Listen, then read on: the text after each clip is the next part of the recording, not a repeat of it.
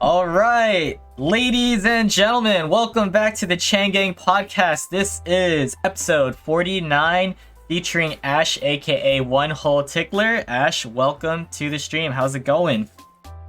That's great. Great so far. Hope you've had a great day. Thank you to everyone for tuning in. On the top right, you could see the panel, episode 49. On the bottom right, you can see both of our Instagram handles. Make sure to drop a follow if you haven't already. Feel free to do so. We have two commands for podcasts every time. The first one is exclamation podcast. In short, I do these podcasts just to get to know my friends on a more personal level, especially like Twitch streamer friends. We can only see so much when it comes to their streams.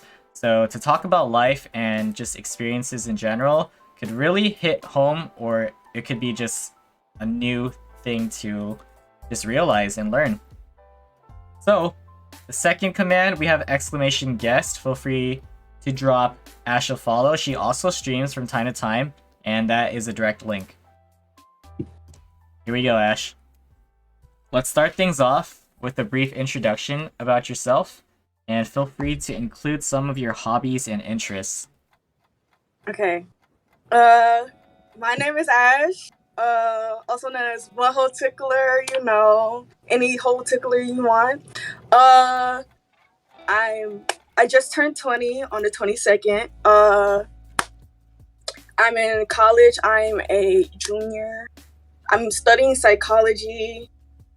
Don't go to school, it's a scam. My hobbies, I'm usually playing video games or sleeping, or I'm writing something. my interests, I don't know what I'm interested in. I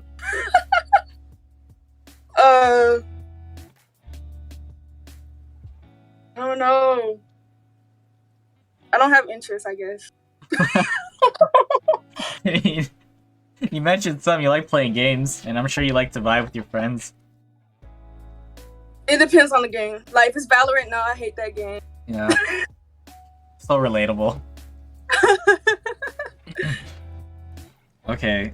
Talk about your personality. How would you describe yourself? How I describe myself? I'd say I'm funny as fuck. Like, I'd be cracking myself up. I would say I'm very introverted around people that I don't really know. But around my friends, I'd be wilding out sometimes. I really stay to myself a lot. I'm not really outgoing like that.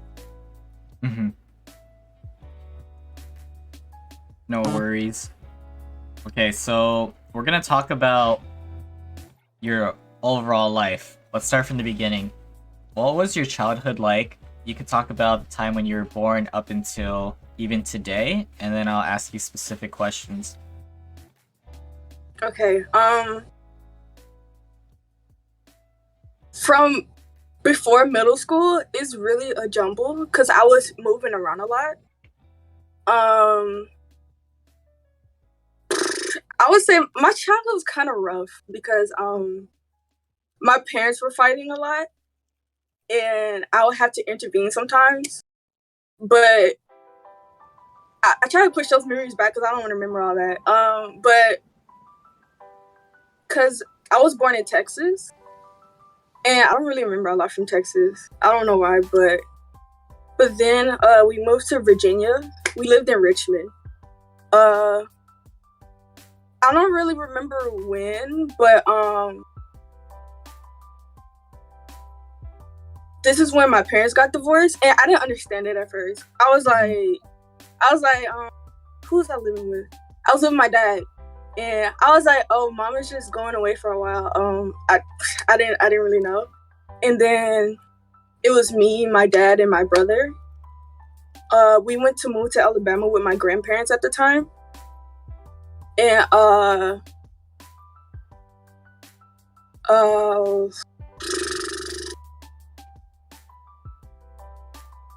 I didn't really like it there. I didn't like the school.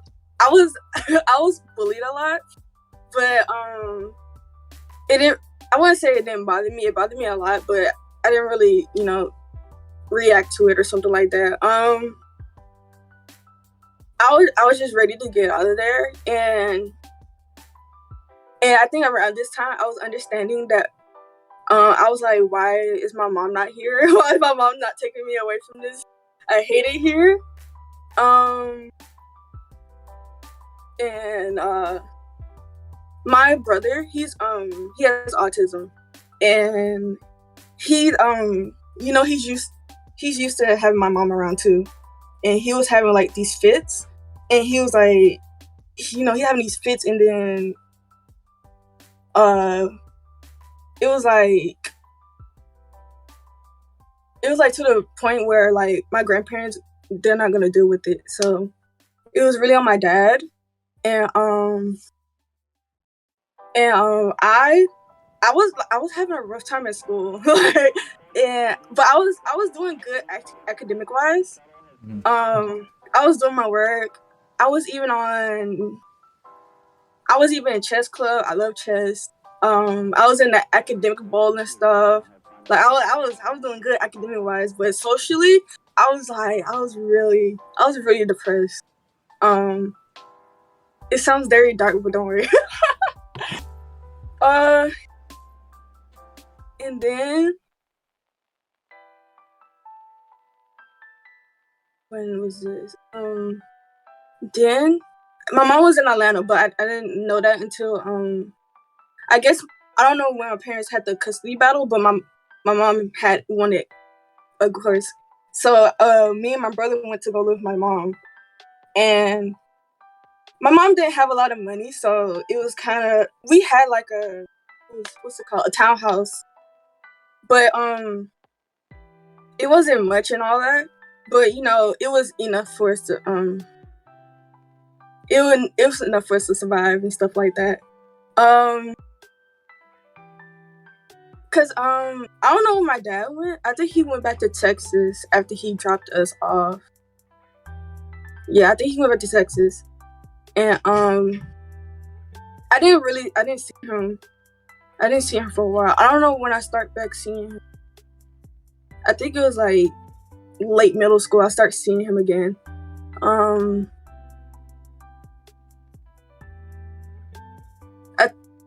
When I came to Atlanta, this is when I stopped like moving around and stuff. I finally stayed in like one place, and I was uncomfortable because I was like, I'm in a new place. I don't know anybody here. But I was glad that I was away from I was glad I was away from Alabama, and it wasn't too bad though. I had friends, but I had 3 close friends. And we would hang out every day and stuff like that. We got in trouble together, stuff like that. It was so fun. I also started writing back then, and it was just like mini stories or whatever like that. And I would write them with friends and stuff. We had like a writing group or whatever. It was fun for a while, But then I had to move in the middle of the year because my mom works for the airline, so she kept moving. And I was very upset that I had to move away from my friends. Like, I was so upset. And I was like, and she was like, this is going to be the last time you move, I promise. And I was like, I freaking hope so, because I don't want to move anywhere. And then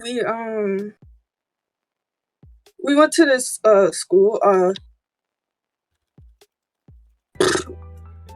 was it called? It was called Woodland. It was okay there. During my first year, I had these girls. They would press me all the time. Like, they would just be pressing me. I remember, like, I don't think I was getting a lot of sleep for some reason, and I fell asleep in class like one time, and literally the next day I went to class. They was like, "Oh, you gonna fall asleep, you sleepyhead?" I was like, "What's going on?" It's like, what time this happened? And And I didn't like to talk back. I didn't like to talk back because I was so introverted. And it was this one time, I was sitting in front of the class with like two other friends, and I was like this, and I was writing something, and then the teacher had called me and asked me a question, and the girl was like, "Oh, maybe she didn't hear you. I think she fell asleep." And it made me irritated, so I looked up. I was like, first of all, I'm doing my work and like somebody, and I answered the question, and the teacher was like, "Oh," I was like, "What the fuck?" I don't know. I hated that girl so much. And I remember it was like teacher parent conference the day after school, and my teacher had told her what happened, and she was like, and my mom was like, "Okay, girl, I see you standing up for yourself." And at the same time, when I said that, after I said it, that made me so nervous. After I said that, I was like, what if like the teacher yelled at me or something? But it was so nerve wracking. And then I was actually scared her to tell my mom, but my mom was like, "Oh, you did that." I was like, "Oh, thank you." And then my mom was actually planning on moving again, but then we went to was it a football game? We went to this football game, and after the game, it was high school marching bands coming into play, and it was my school, but it was this one school. I was like, "Oh, look, they made an air flat." I was like, "Mommy, I want to go there," and she was like, "You want to go there?" I was like, "Yes, I want to go there," cause I played trumpet, and I was like, "I want to play net band. That's so good. That's so fly." And she was like, "Oh no." And I was kind of disappointed, but I was like, "Okay, whatever."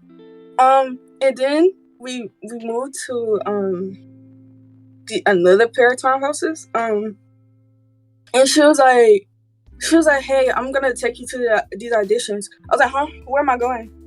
And she was like, "Just come on." And then I saw like the name of the school. I was like, "Mommy, are you serious?" And then I did the audition, and I was very nervous that I messed up.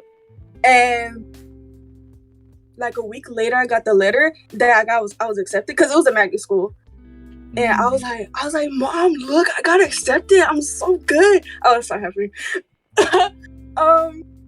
She was like, "Oh, congratulations." And I was very happy because I knew this meant we were staying for like my next 4 years. I didn't have to move on.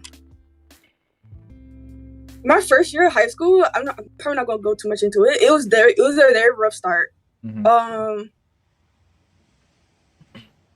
And then marching band, I was tired. I didn't, because we had band camp, and it was from 7 a.m. to 7 p.m. And I was like, I can handle that. By 7 p.m., I was like, no, I'm not coming back anymore. But I was like, I guess I'll come back. And like, I was like, bro, I'm tired of this. My back hurt. I don't want to do this anymore. But I was like, my mom made us stay, so I guess. And I'm glad I stayed after my freshman year because I was so close to telling my mom that I didn't want to go anymore.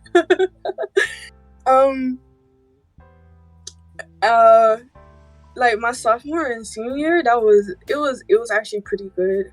I made like I had friends like again, but I had like a close group of friends. It was like 4 people. Well, I can count. Yes, 4 people.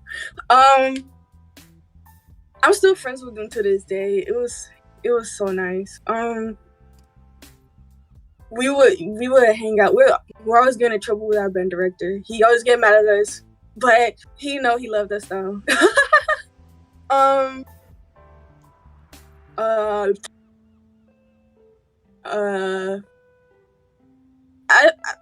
didn't really start to people a lot until like my senior year. I guess because I didn't care anymore. I was like, I don't care. I'm not gonna be here after next year. I'm gonna do what I want. and then COVID happened, and I remember me and my friends would make jokes about it. Like, bro, imagine we were joking about it. It was in China, and it came all the way over here, and then we was like, imagine, and then we were like, then they told us that we would be out of school for 2 weeks, and we was like, and we made a joke, and we was like, what if we were out for the rest of the semester? And guess what happened? We were out for the rest of the semester. I was so disappointed.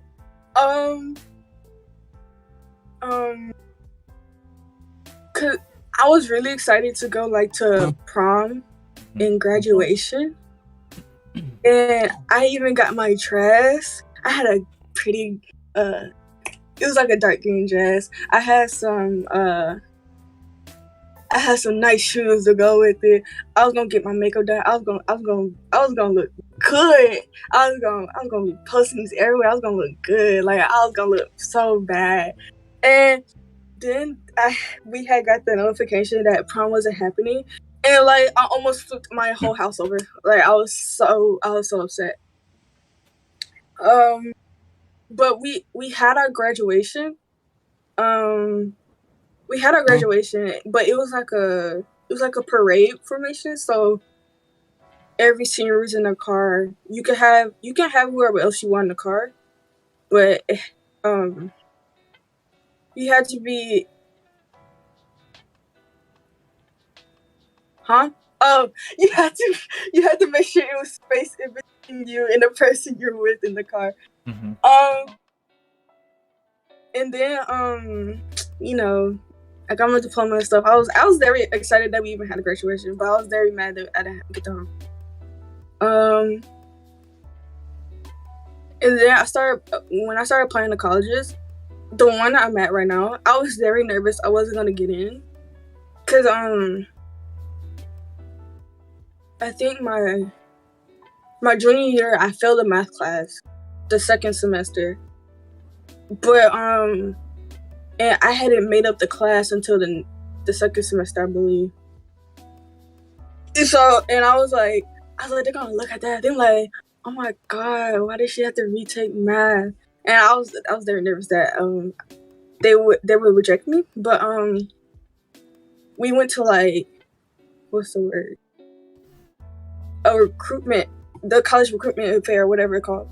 And I had applied, and they was like, congratulations. I was like, what? You for real? In your school? And I was so happy. Like, literally, my mom even took the picture with the, I think it was like a acceptance paper. I don't remember what paper I had in my hand. Mm-hmm. And she was like, oh my god, I'm so proud of you, but I'd rather you go to the school that's over here. Like, come on. And I was like, Ma. She was like, I'm just playing. I'm proud of you, but still apply. And I was like, whatever. Cause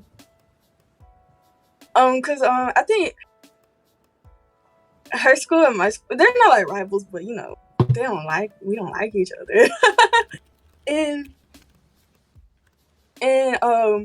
I told her not to tell anybody that I was going to be going to the school. I was like, don't tell nobody. I'm gonna keep it to myself until I don't know the day's name, but it's like where you post what school you got accepted to, and I was like, we're gonna wait till that day, and I posted it, and my mom's boyfriend, he called her, and he was like, are you pranking me? And he was whispering, and my mom was like, huh? And he was like, am I on, what's that show called? Bro, not Nathan Kress. What's his? Ashton Kutcher, first of all. The show that he was on, he was like, am I being punked? Am I being punked right now? And my mom was like, no. That's where she's going. And I was like, oh yeah. He thought I was gonna be going to his school, but I ain't finna go there. It's in the middle of nowhere, and I didn't want to be up there. Mm-hmm. I think that's it. Yeah. And now I'm here in a dorm. Okay. Wait, what was that? In the dorm? doing online work. Yeah, Wait, so is this like your first year or this what? is Oh, sorry, you cut off. my third year. The third year at the same school. Okay, okay. So that was a good overview. Some specific questions now. Yes. So, back then versus now, what was your relationship like with your parents? My relationship back then, it was very bad.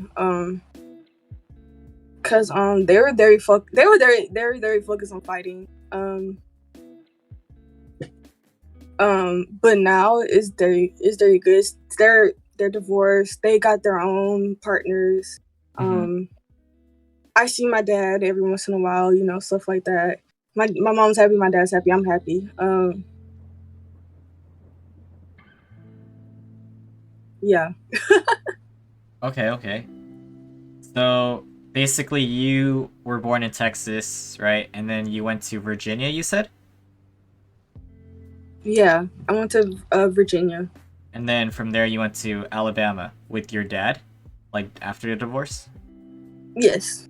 Okay, and then you mentioned that there was a custody battle, and then you were taken to your mom in Georgia. Okay, so with all that moving, like what memories do you have of like each of those places that you lived in? Like how would you describe it? Not only the people, but like the location itself too. The diversity, I guess, and background.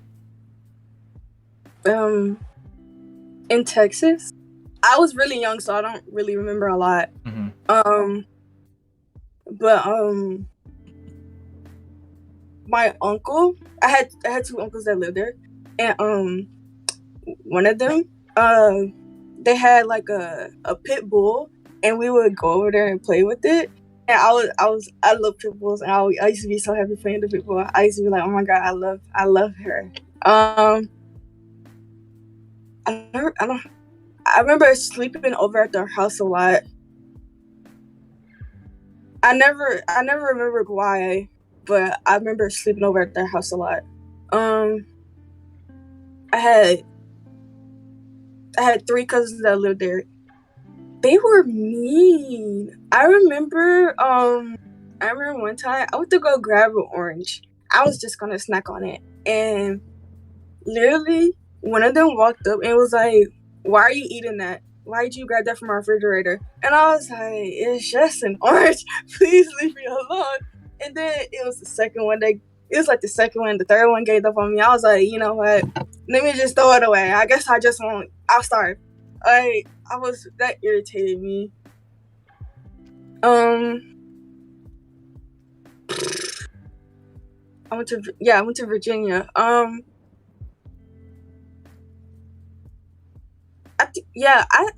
actually like being in school in Virginia because I had a friend across from me, I had a friend to the right of me, and then I had a friend like down the way.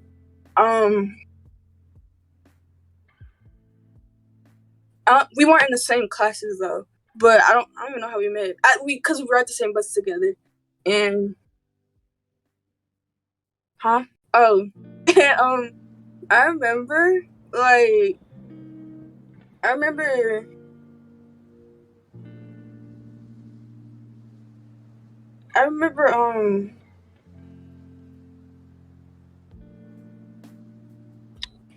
because we didn't have a lot of money then either, and so you'll see like a lot of my clothes repeating. And one of the counselors noticed that, and so I started having like meetings and stuff, and they were like, "Are you okay? I see that you already wore this week." And I was like, "Why should you ask me all this?"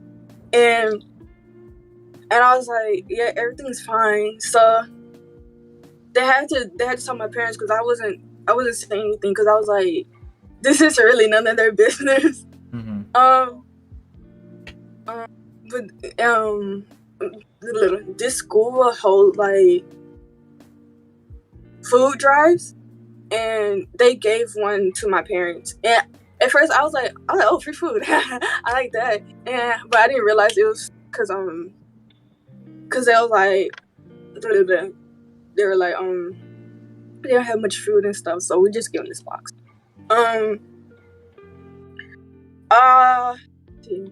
With my friends, we would hang out every day. We would go outside and play. For some reason, I was not allowed to go into anybody's house. I don't know why. So I would try to be sneaky and like I would be like, oh, I'm just, I'm watching from the porch right here, so you can see me. And I would slowly sneak in there. And at one point, I was just in there all together. And his dad was really cool. His parents were really cool. I remember him. Yeah, his parents were very cool. His dad was like this buff, tattoo, bald. I think was he bald? I think he was bald. I'm not very sure, but I remember him being bald. He was very cool. He would be like, here, try this, and I'd be like, huh? And I'd be like, okay, I'll just eat it anyway. He was a dairy cook. Like, I was turning it up, and he even invited me over for Christmas. It was for an event. I don't remember. It was a birthday. And then that was like literally the first time I could be in his house without being in trouble. Like I was so excited. I was so excited. Like I didn't feel like no pressure that I was supposed to be in there. I remember. I think I tried to have a sleep. I think we tried to have a sleepover. It was supposed to be me, him, and like 2 other people. And my dad was like, we try to have a sleepover with him. I was like, it's gonna be 2 other people, and the other's a girl and the other's a boy. This is not like I'm be with the girl, so it's fine. And they was like, oh no, and I was like, this is very toxic. I really just want to go over. And they was like, okay, but you gotta be back over here early. And I said, let's go. I remember another time,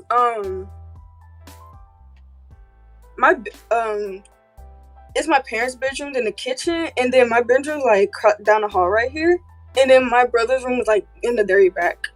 And I remember I went back there, and I heard knocking on the window, and I was like, I got scared because I was like, I hope there's not no demons out there.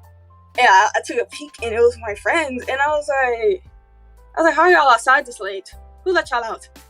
And I opened the window, and the screen that's right there, I had took it out, and I was like, oh my god, this is so fun. I'm hanging out with my friends even though I'm not supposed to be. And then my dad called us for dinner, and I was like, oh, I gotta go, guys. And I tried to put the screen back, but I didn't know how to put it back. And I was like, oh no. And I was trying to put it back, and I thought I did put it back. And so I was like, oh, let me close the window. And then I went to go eat dinner. The next day, I came home from school. My dad was sitting on the couch. Like, what happened to that back window? And I was like, huh? My heart started beating so fast. I was so scared. And I was like, I don't know what you're talking about. I don't know what happened to that back window. And he was like, oh, you don't know what happened to that back window? I was like, no, I don't know what happened to that back window. And he was like, oh, since you don't know what happened to that back window, you're not going outside to play anymore. Go in your room. And I busted out crying, and I ran to my room. I was bawling, crying. I was like, man, I don't know what happened, bro. Like, I didn't do nothing to that window. Like, I really thought I put it back on or something like that.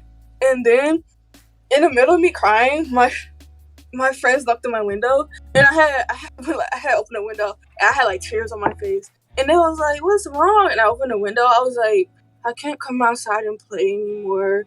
My dad found out we were playing with the window, and they were like, aw.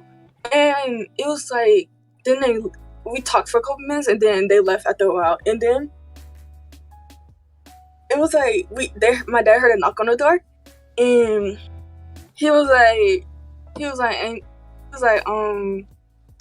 hey, you got a letter, you got a letter at the door, and I was like, huh? And they were trying to get me out of trouble. They was like, we're sorry, we broke the screen on the window, and we just want her to come play outside with us. And I was like, aw, but I was still crying. I was still mad at my dad. And literally it was like maybe an hour later, he was like, you can go play outside, but make sure I can see you. I was so happy.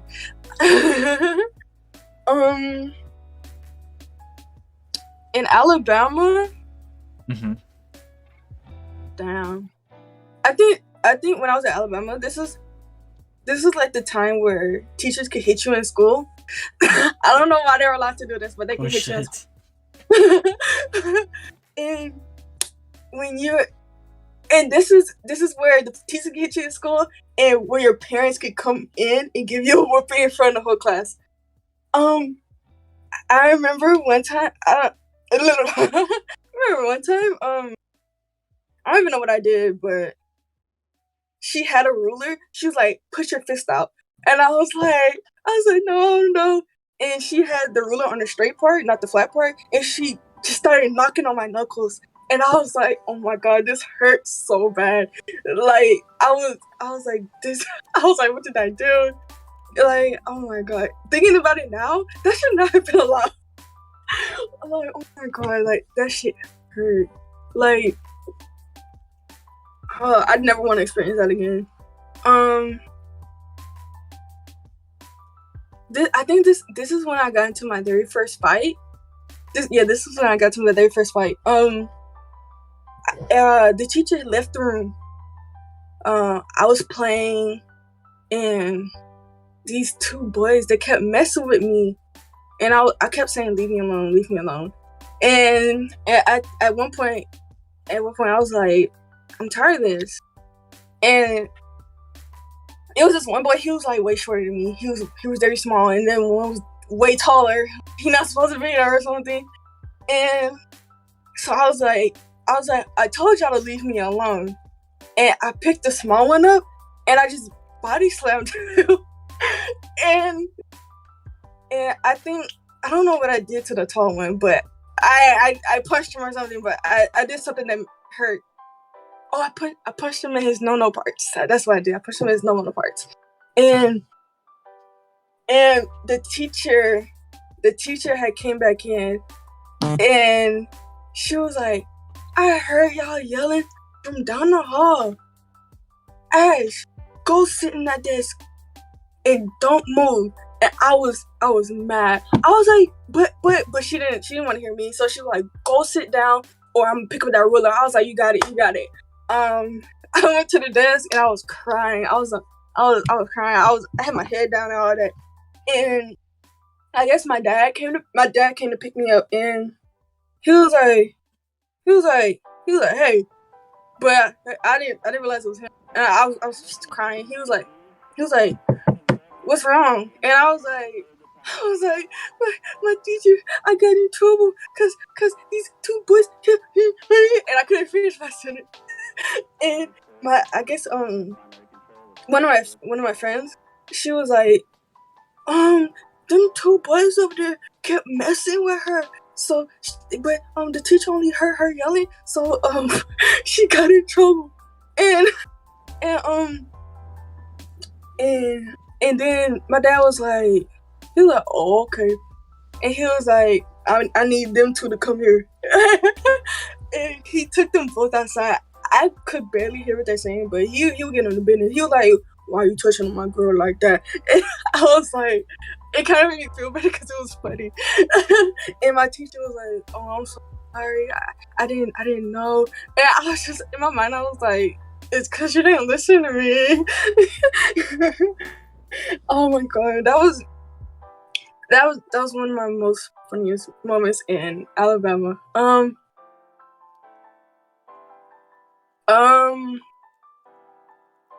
And when I started in chess team or whatever, I was fucking with chess. Like, I used to love chess. Like I remember I won state or something like that. Dang. It was something like that, and I was like, yeah, I'm so good at chess. But if you ask me to play chess right now, I probably wouldn't even figure out what the freaking knight does or something. It's been so long since I played chess. Uh-huh. And I was also at academic ball. The only reason because I joined, my teacher, she was the coach, the leader of the academic ball, and I guess I was solving it was a math class too, where math was easy. So I guess I was solving them fast, and I was like, oh, this is so easy. And she was like, hey, I want you to sign up for this. And I was like, academic ball, I don't know about that. I'm not feeling that. And she was like, just try it out. And literally the first competition we went to, we had like 10, 15 people. Because I know we had to have at least 5 people up at the table. And the first question, bro, it was some easy question. And nobody at our table knew it. And I was like, there's no way. You should have put me up there first. And literally, we got blown out the goddamn competition. I was very mad because I was like, if I was up there, we could have won that. Because they was asking easy questions. Like, literally, I was like, there's no way that she put those people first and they don't know anything. Like, I was so upset. Like, I was like, we could have won. I forgot what the prize was, but I was like, we could have won something. Like, we could have went home winners. I was very upset about that. I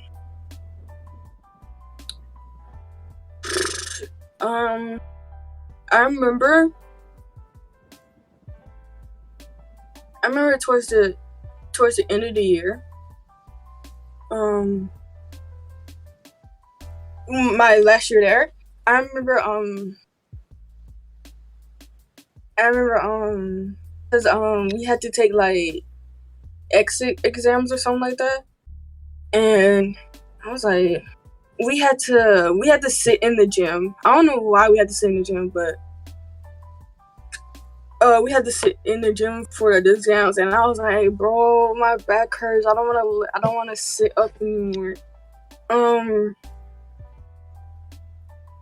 And then I was just like, when I took my last exam, I remember thinking, I was like, I can get out of this hellhole. I was tired. I wanted to get out of there. I think I knew curse words back then. I knew curse words. And I was like, I can get out of this hellhole. I can go away. Because I think that's when I could move my mom. And I was like, bro, I'm finally done with this place. I don't want to be here anymore. And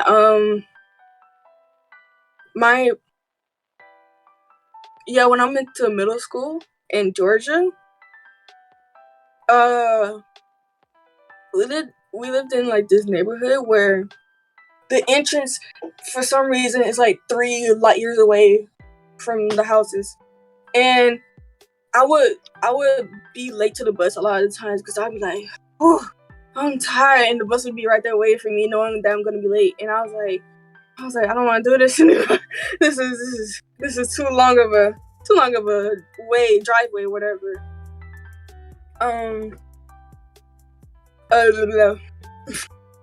And I remember the students would get mad at me a lot, and they would be like, can you hurry up?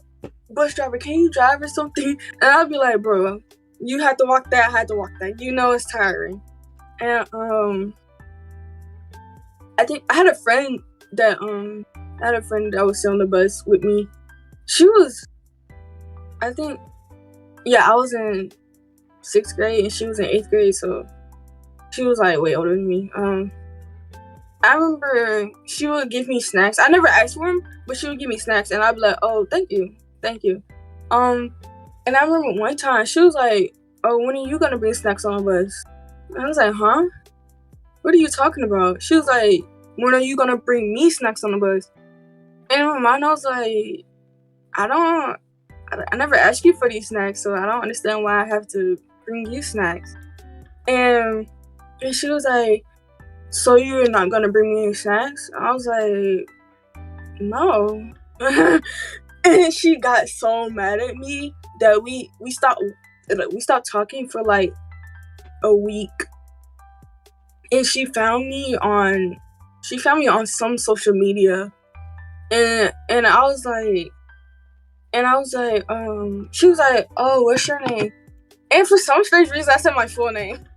And she was like, are you for real?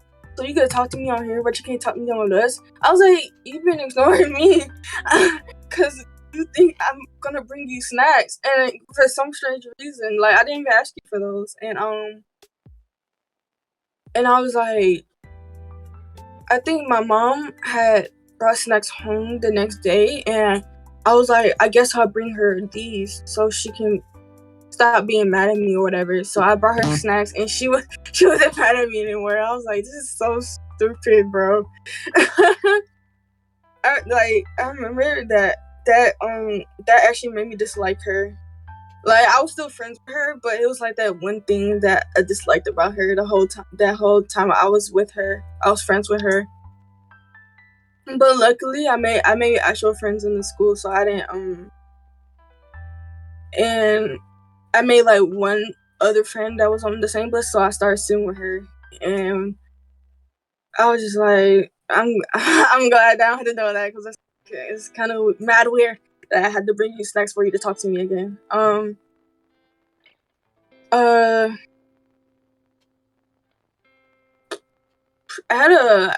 had a friend that I don't remember her name. I think that's kind of fucked up because I remember the other person's name. But she used to always draw ponies. She used to always draw ponies. And my other friend, her name was Sarah, and she was it was very few white people in that school. Mm-hmm. It was mostly Hispanics and Black people, and maybe a few Asians and white people. And she was like one of the few white people. And I think Twilight just come out, or Twilight was out or something like that. And she used to pretend she was a vampire, and I was kind of scared, but I was like, you know what, this is none of my business. But we had gym together. And these girls would always make fun of her, and she was like, "It's okay, I don't care."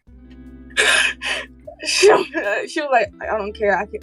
I'm above these." I was like, "Okay, whatever."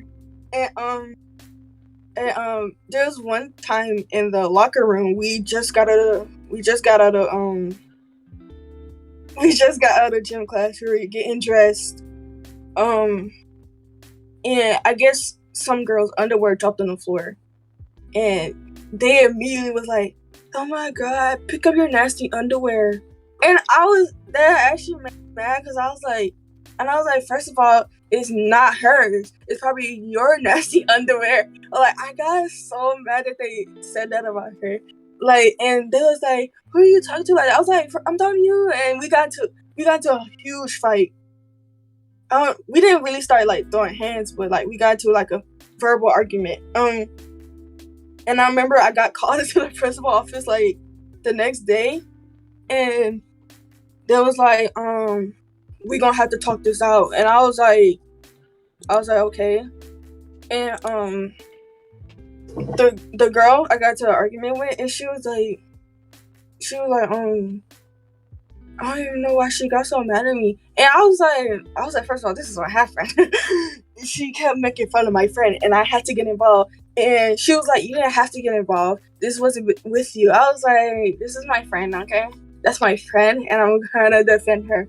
Like, that made me so mad that they would do that.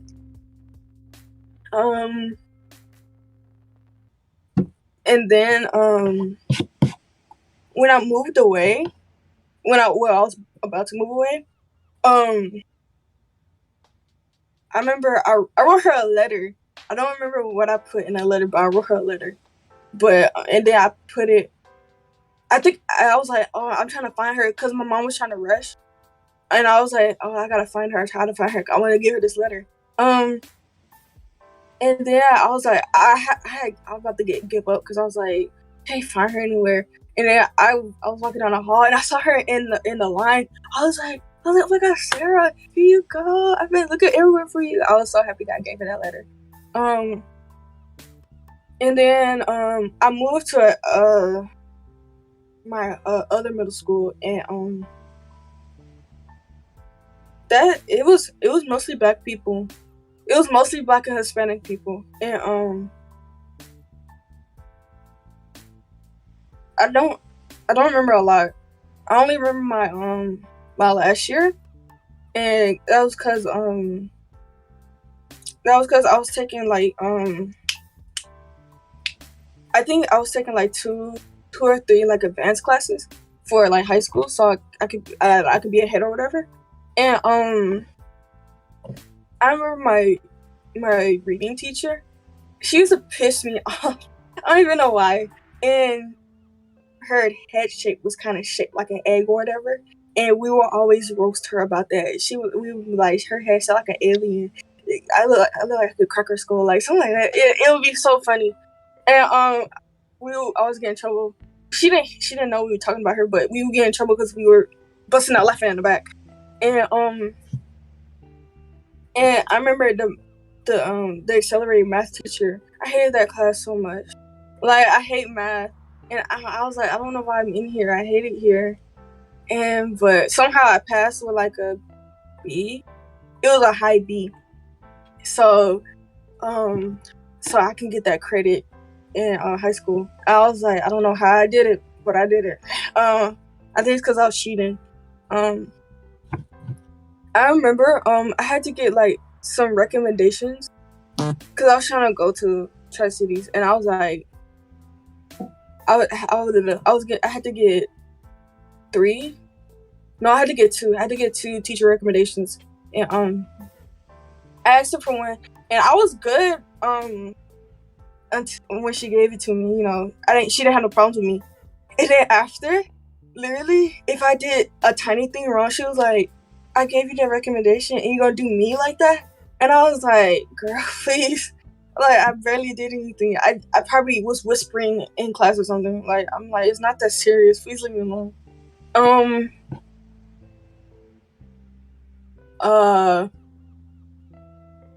Yeah, I think that was my last year. That was my last year. And then when I got to the high school, and I was very excited. I think on my first day I got lost actually. Cause I had a gym class, and we had lunch in the middle of that gym class. And when we left lunch, I thought we were going to our next class. So and my next class was history, and I went in there, and I was like, dang, I don't think it's gonna be just many people in here, and because everybody looked like older than me, and the teacher had introduced herself, and I looked at my schedule. I was like, that's not the name on my schedule, but I didn't say anything because I was so embarrassed. I was in the wrong classroom. I remember I was like, okay, I'm just gonna stay in here until class ends. And when the bell rung, I left out of there so fast. I was so embarrassed. I stood next to the bathroom. I was like, I can't believe I sat in there for a whole period, not knowing what was going on. Like, I participated in the class and everything. I was answering questions and shit like I was in there.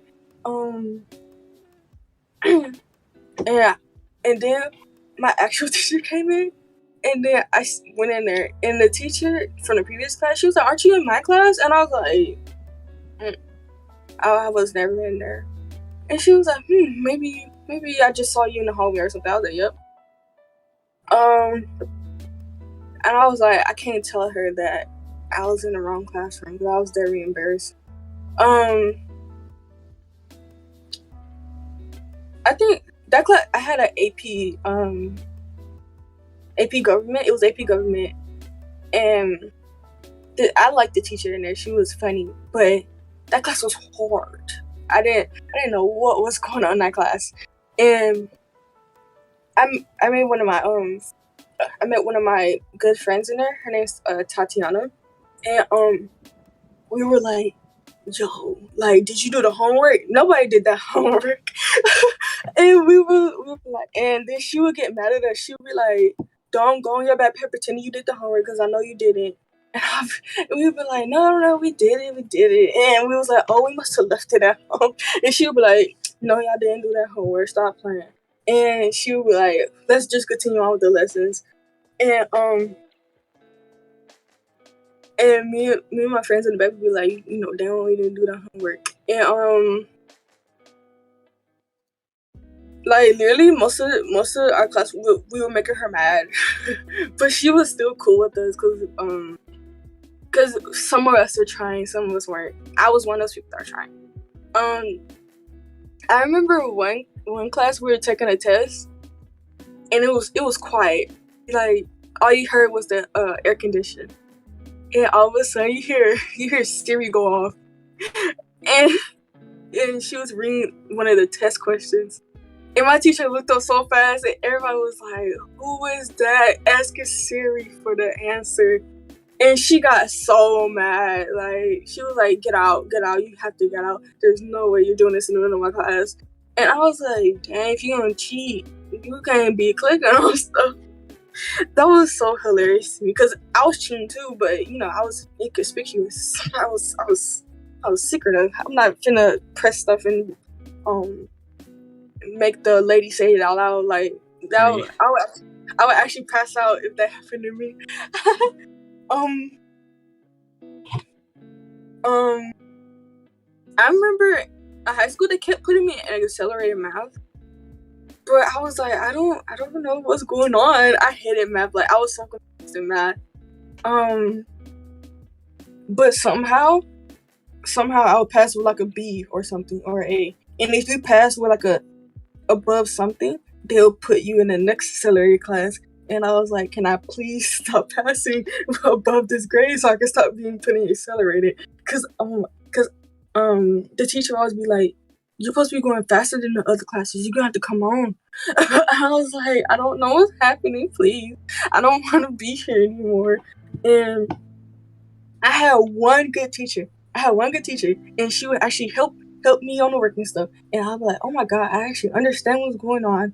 And then, in the middle of the semester, she moved to being a senior advisor, and we had to go to one of the worst teachers I ever had. I hated her.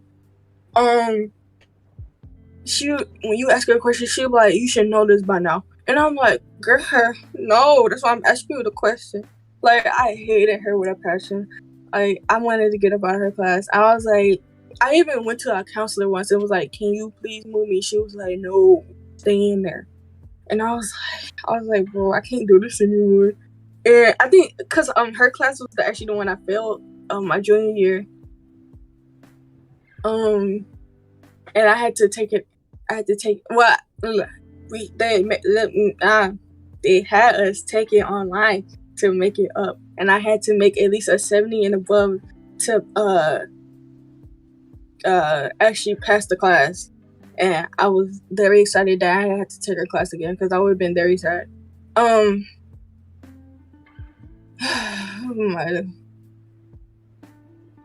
was in marching band, and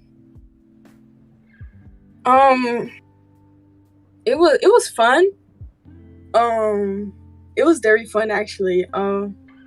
We went on. I remember our first year we went to Chicago because we got invited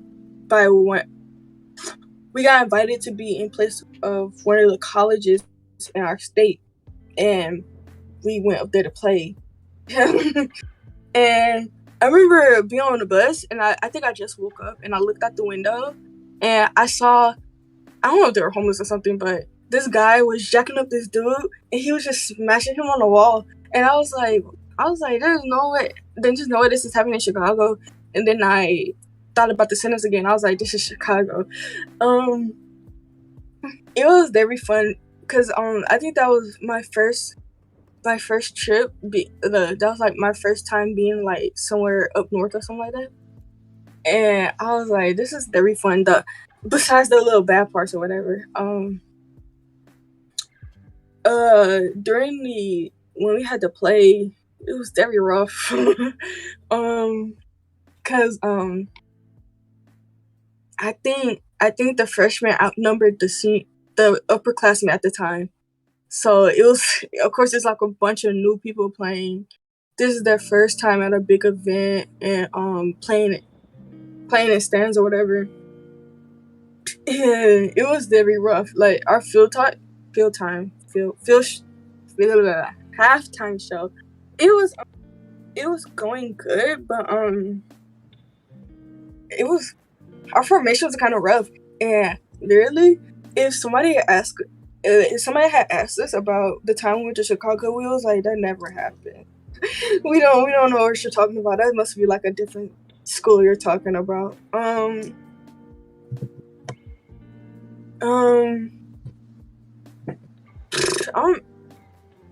I think the last memory I have like a marching band.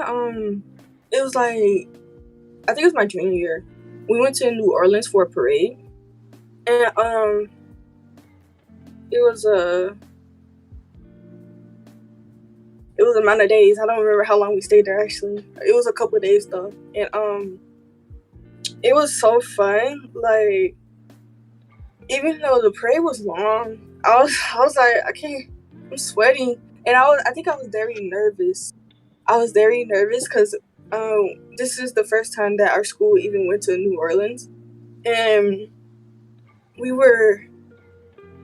combined with another high school that's near us, and they were bad. Their section, I played trumpet, and their trumpet section was bad. And I was like, we're pretty much carrying them, but at the same time, we also had freshmen that were bad. So it was pretty much up to the upperclassmen to try and carry this freaking section. And I feel like it went pretty good, you know. But then our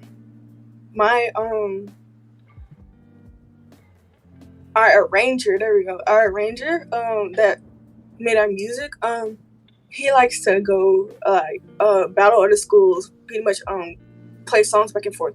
And he wasn't he didn't like what he was hearing in the beginning. And I think I messed up on something. He looked directly at me. He was like, I need you to stop fucking playing with me. And I was like, whoa, I'm not trying to perform this. And he was like, if y'all keep playing with me, we're gonna turn this whole bus around. Like, we're gonna get back on the bus and we're gonna turn around. And I was like, okay. And that actually made me nervous or whatever. And so we moved on. And I remember, I think as we were playing, we also had like a bunch of little girls with our dancers. And I think one of them almost got snatched. But luckily, we had like a lot of chaperones with us. So nothing happened. But in the area we were in, there were a lot of homeless people, and a lot of us were scared. And I remember after we finished playing, we went to go sit down, and we were chilling for a little bit, and this one homeless person came up to us, and he started like talking. He was just talking noise, and we were like, sir, can you please leave us alone? We were a bunch of children, and then he just wouldn't leave us alone, and that we had to have one of our chaperones to come and intervene and try to get him away from us. And I think one of us started talking back to him, and he was like, what the fuck? And he just started cussing us out, and I was like, this is making me nervous. I think we have to go. I think that was only the really bad parts of the trip. Cause otherwise, the food was very good. I was tearing that food up.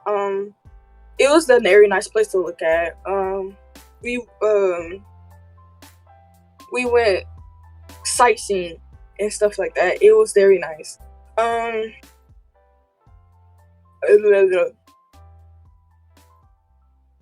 Yes. We went sightseeing and then we came back. Yeah, I think that's it. I don't know. I don't really remember a lot.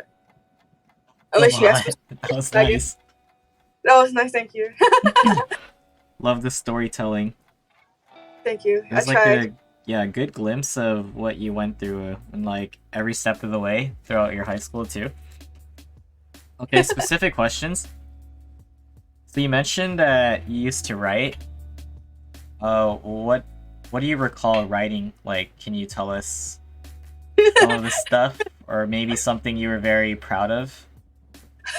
Nothing I wrote back then. Well, I was probably proud back then, but now, because I was writing, I'm getting nervous thinking about it now. Not nervous, but embarrassed thinking about it now. Mm-hmm. Because I was writing fan fiction, and I think this is when One Direction was big. I was writing fan fiction. I don't know why. I was so happy writing them.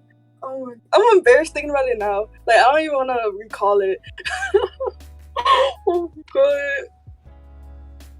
Okay, no worries. Kisala, don't look at me.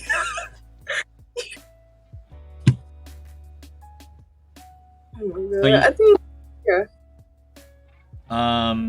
other than that, you also mentioned that you had to apply to get into that magnet school, right? So what specifically made that school so special from every other schools? Just curious about that. because the school I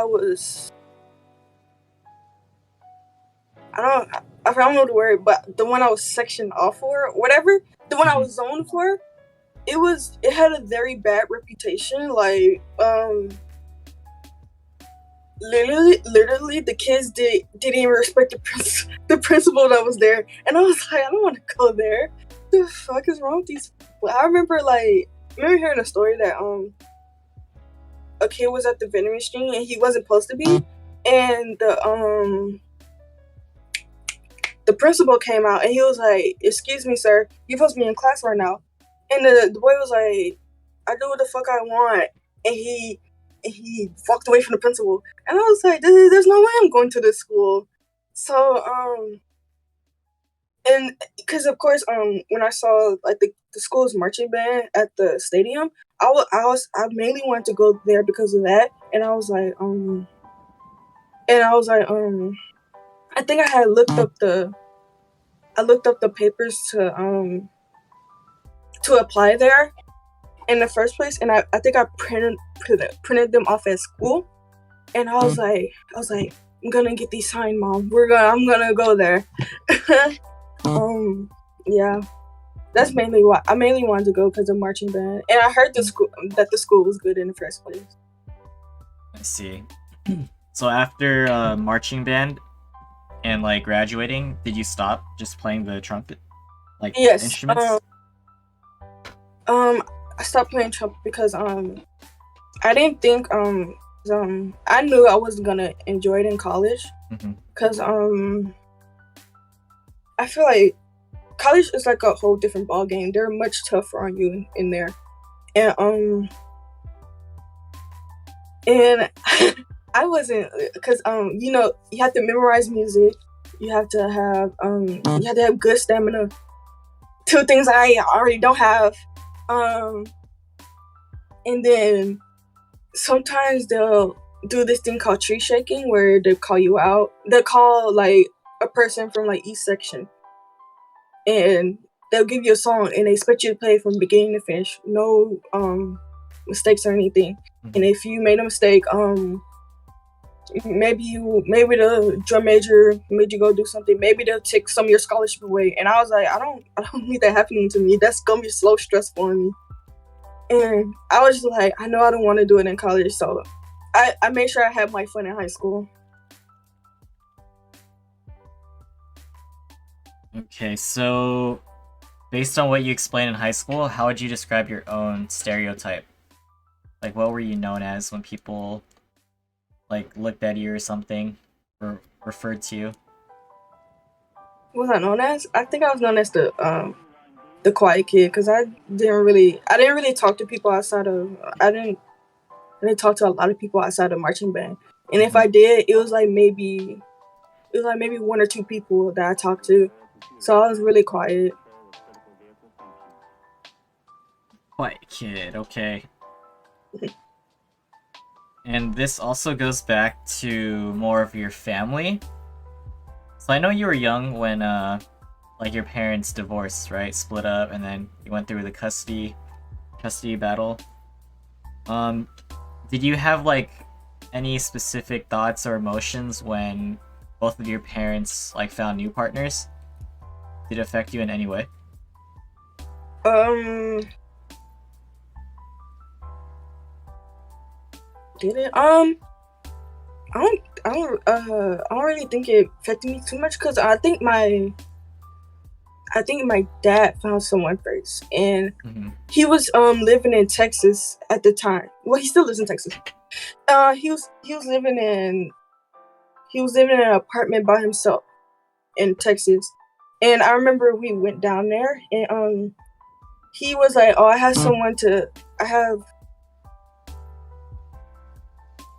can't think of the sentence. I have someone for you to meet," and she had walked in, and I don't know who this lady is, and but I was like, oh,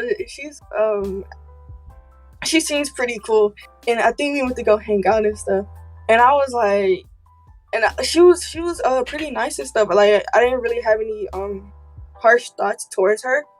I was I was mainly like, at least they're not, fighting and stuff. And I remember we at the end of the day when we went back, um uh went back to his apartment. I think huh?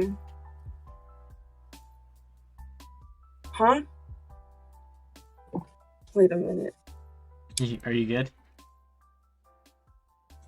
Oh, my bad. Okay. Cause I got an email that someone was getting on my Riot account, and I thought someone was hacking me, but anyways, we had came back to his apartment, and we had chicken, and I was so happy that we had chicken. I think she bought it too, and um it was just like a good day. And I don't know if she slept over or not. I don't remember all of that, but I remember when I went to sleep, I was like, I'm very happy that he found someone. He's not in this lonely apartment by himself. Because to be honest, it was a big living room. The kitchen was kind of small, and the bedroom Mhm. was kind of small too. And I was like, maybe they can get up out of here because this is kind of depressing. And um, when my mom found someone,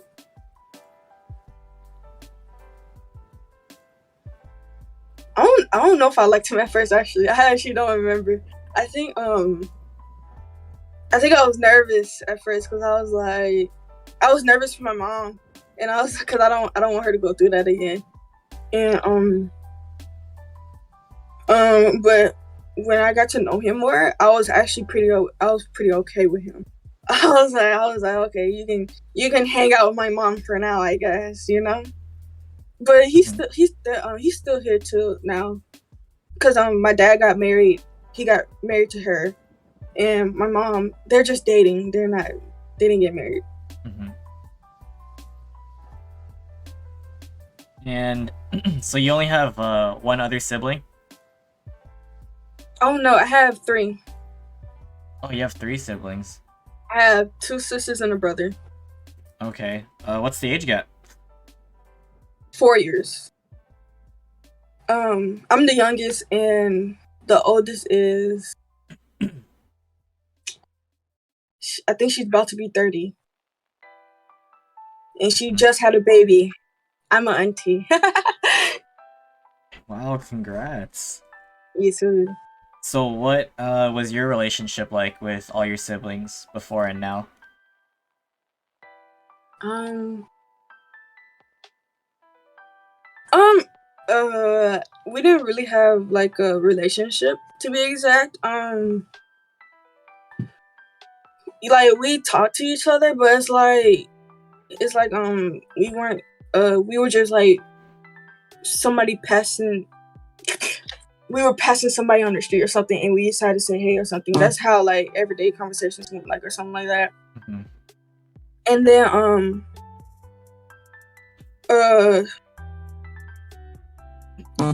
I didn't really see my oldest sister that much because I think by the time I think I started remembering stuff. I think she was already in college or something. No, she was already in high school. She was already in college, and I was only really seeing my second older sister, and she was I think she was in high school at the time. I don't really remember a lot, but I remember she would play Sims a lot, and I would watch her play, and I'd be like, I was like, I don't remember the cheat for this, and I'll be like, I'll look it up, and I'll look it up. I would be so excited watching her play Sims, and since my brother is autistic, they would I mean, I can have like conversations with him, but it's not like I can have like a regular conversation with him. Yeah. So even today, you guys are kind of just doing your own thing, like you and your siblings. Mhm. Like, yeah. So what did you decide to go to school for? Like your major? Your major. When I decided to major in psychology, Yeah. Like, what was the reasoning behind it, and why that specific school? I remember I used to want to go for I used to want to be a fashion designer, and or a chef, and I was like, I'm gonna go to school for this. I'm gonna be cooking up in the kitchen, or I'm gonna be designing on these clothes and stuff. But then I think I realized in high school that I wanted to be in the psychology program and stuff like that.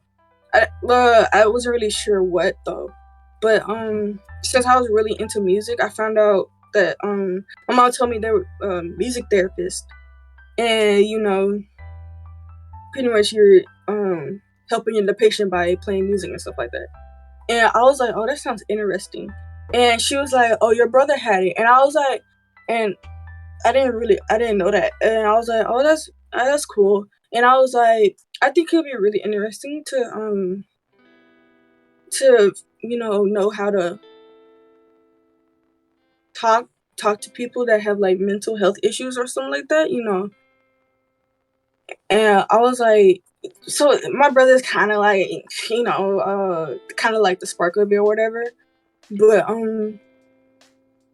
really knew that I wanted to go in psychology when I was like a junior, and I was like, either I wanted to be a music therapist or a psychiatrist.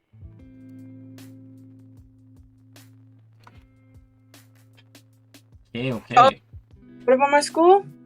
I think I knew I wanted to go to my because at first when I saw this school, I was interested in the marching band, and I was like I'm gonna play in the band here, and I was a fool back then. I don't know what was wrong with me. I was like I'm gonna be in the marching band, so I was like I'm gonna play my trumpet. I'm gonna do the auditions. I'm gonna get in that school and play trumpet. And then that really got me to do research into the school. And during my junior year, when I really found out what I wanted to what I really wanted to do, I looked into their psychology program, and it's pretty good. It's pretty good. And I was like, I know I want to go to an HBCU, and I think this is the one I want to go to. And But I was like, I'm probably not gonna be in marching band, so I'm gonna try and get like in on some academics, you know? Yeah. For sure. Okay, so transitioning, let's talk about your work experience. My work experience? Yeah, like you could talk about the job itself and maybe include some stories if anything interesting happened. um, my first job, I worked at Dairy Queen. Mm-hmm. I think that was like 2019, and I remember being really nervous applying because it was my first job, and I was like, I don't have any background experience or anything like that, so this is gonna, I don't know, I'm not gonna know what to do or whatever.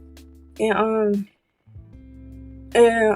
when they when she called me like the day after that I had the interview, she was like, I decided that I wanted to accept you for this position, and I was like, I almost screamed on the phone, but I was like, I can't do that. And she was like, oh, when can you come in? I was like, oh, I can come in on, I think I said Monday or something like that. It was either Sunday or Monday. And she was like, okay, that's fine. Come in around 4 o'clock. And I was like, okay. I hung up the phone. I called my mom and I started screaming. And she was like, if you scream my phone again, I'm gonna hang up. And I was like, oh my bad.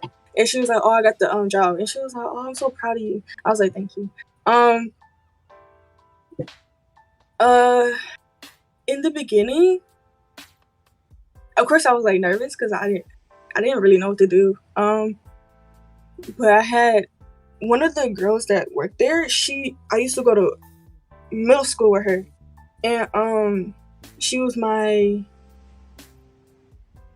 trainer, and she didn't really want to teach me nothing. She was like, I guess, kind of, I guess, attitude.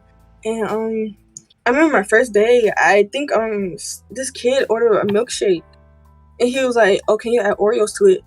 And I didn't know we had a specific button for Oreo milkshake, so I was like, vanilla milkshake, add Oreos. And when she saw that on the screen, she was like, what? And then she walked over to the register. She was like, we got it right there, right? And on my mind, I was like, no, I don't know that. And then when she gave it to the kid, the kid started drinking it. And then the kid came back. He was like, it tastes funny. And I was like, that got nothing to do with me. And I was like, hey, he said it tastes funny. I don't know what to do about that. It ain't got nothing to do with me. And she was like, do you want me to take the Oreos out? Do you not want the Oreos in there? And he was like, yeah. And I was like, what the I was like, I can't deal with kids. I'm not fit to deal with kids. And then it was another girl. She was very, I wouldn't say she was mean, but she didn't want to be there. I remember it was like a couple months into me working there, and I was always, I think I was constantly cleaning the lobby area of our restaurant, and I guess our boss assumed that they were making me clean it every day, and that they were forcing me to clean it every day, because that's like that's the biggest area that we have to clean. And I remember I was at the register, and she had came out the office that she was talking to her in, and she had gave me the stankiest look ever. And I was like, damn, what did I do? 'Cause I guess she thought I told the boss that they were making me clean the lobby every day. And I remember my manager came up. She was like, you don't got to do you ain't got to do the lobby every day. Tonight you get to clean the bathroom. And I was like, okay. I was like, I know I don't have to do it, but I was just doing it because I was like, I want to get out of here. I'm trying to clean and get out. As I think a couple months passed, and she quit with her friend, and I remember being happy because I didn't have to be nervous walking into work. And I think I had got two of my friends hired on at this Dairy Queen too. So I was like, I want people to talk to. I don't want to be by myself. And um I remember because we were all in marching band together too, and she thought it was very suspicious that we were asking for the same days off. And she was like, I don't know what's going on between you three. You guys are asking for the same days off, and I don't know what's going on. And we was like, we're all in marching band, man. I promise you nothing suspicious going on. And and she was like, oh, I guess. And we was like, I remember I felt so nervous seeing that text too. I don't think I responded to her until like hours later because I was so scared. Later on working there, they also had like this old lady, and she has like the stinkiest attitude ever. Literally, like when you try to like, ask for help on something, she was like, "You should know how to do that. You had to look on the instruction sheet or something." And I was just like, you know what? I had to say this out loud, but in my mind I was like, I hate old people. Cause I thought it was just me, but then when my friends started working there, she started acting like that towards them, and I was just like, bro, this don't even make sense. How are you old, cranky, and working in fast food? Oh my god, like. I was just like, I don't want to deal with this lady. So I never really talked to her unless she talked to me. I remember one day I was on drive-thru, and I was taking an order. I just finished taking an order, and then the coworker I was talking about that worked there, that I went to middle school with, all of a sudden, like, she started yelling at my manager, and I was like, what's going on? And then they started calling each other bitch. They started cussing each other out, and I was like, damn, I need to do my job, but I kind of want to peek too. So, and literally, even the customers were like, "What's going on in there?" And then when she was like, "Okay," she was like, "I don't give a fuck. I quit." She walks out the door. She slams the door, and they're glass doors, so we were scared that they were gonna break or something, but luckily they didn't break. And she's like, "Don't you slam my door, and you don't have to come back, bitch." And I was like, "There's no way that this is happening right now." And then her brother worked there too, and he would call off sick after that happened. He would call off sick a lot, but I think that was we all thought that was just his way of trying to slowly quit with his sister too. Cause he would I remember I saw him 3 times before he left, and that was it. And I think I was about to leave for my first year at college. We were all about to leave. Me and my 2 other friends were about to leave for our first year at college. So we were trying to make like last minute money or whatever. And he was like, I'm graduating you too. I was like, no, you're not. You're like a sophomore in high school. You're not. And I remember on my last day, we really got free food. Cause they didn't have like a employee meal unless you were working a double that day. You couldn't get like free food or at least a discount or something. And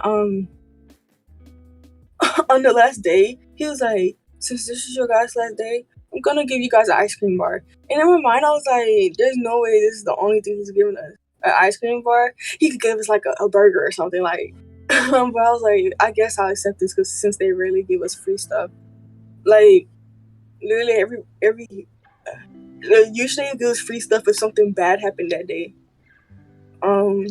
Like I remember one time I came in. No, this happened when I was in. My manager, she was talking to a customer, and I think the customer almost spit on her, and I was like, I think I was next to the window when it happened, and she jumped back, and I think she was pregnant at the time too, so this was already too much for her, and she was like, what the fuck? And she jumped back and she walked off, and the person drove off, and I was like, huh, what's going on? And I think later on that day I found out that they tried to spit on her. I don't know if it made it, but I hope it didn't. I think that was like, I think this is when it was like when COVID was like kind of starting. So I was like, I hope it didn't make it on her. And then like the end of the day, they gave us like a free small blizzard. They were like, you know, for all that happened today, and I was like, you know what, ain't happening to me. But I appreciate the free blizzard, you know.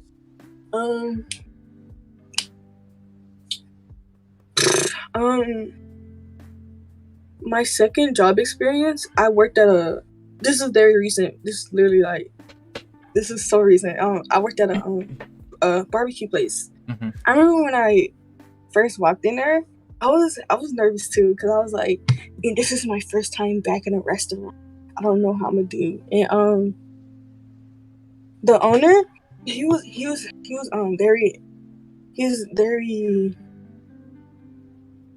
I wouldn't say excited. He was very happy, and I was very nervous. And he was like, "Oh, you got something to drink? You okay?" I was like, "Yeah, I got me something to drink." He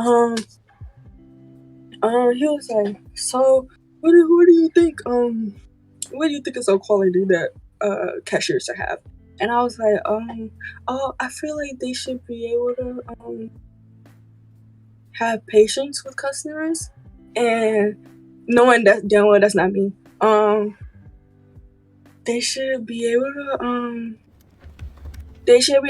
to handle being under pressure, cause when it's a rush coming on, they should be able to handle that." And he was like, "Those are very good answers. You know what? I just want to know, when can you start working for me?" And I didn't want to start working soon, so I think I had this interview on like a Tuesday, and I was like, "I can come in next Sunday. Not next Sunday. I can come in next Monday." And he was like, "You can't come in sooner than that?" I was like, "I mean, if you need me to come in sooner, I can." He was like, "I think I need you to come in on Friday." And I was like, "Oh, I got you. Come in at 4:00 and make sure you have some red shirts, and then you give me that receipt and I'll pay you back." And I was like, "Oh, sure, okay, you gonna pay me back." I was very excited because I was like, "Oh my god, I got another job." And I remember my first day, I walked in, I was like, "Oh, I'm supposed to be wait till I'm supposed to be here at 4:00. They was like, "Oh, come on in." And I was so nervous. I think my hands were shaking. My hands shake a lot anyways, but I think they were shaking even more.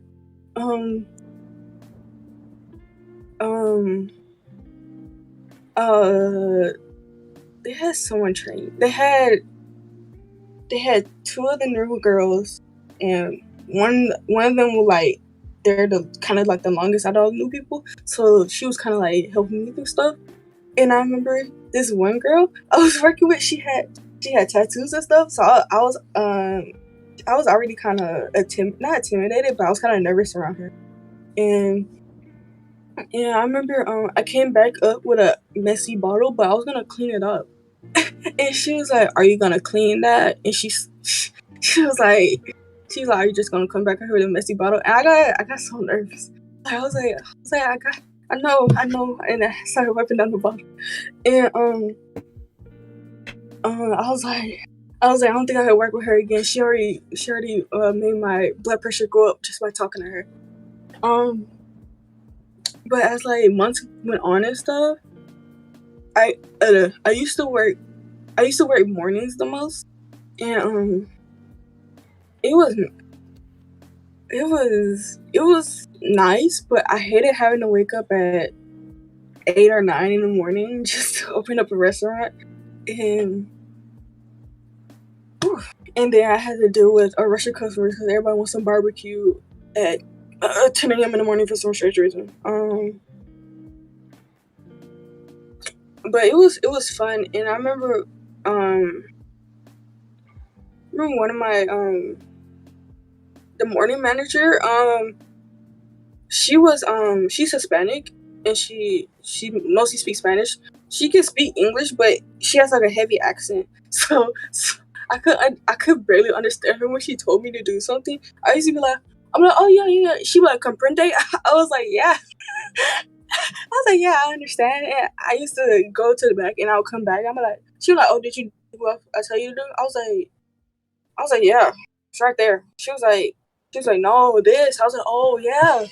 I think I forgot about it. And she be like, now come on now. I just be like, I just forgot, and I'll walk to the back and do it.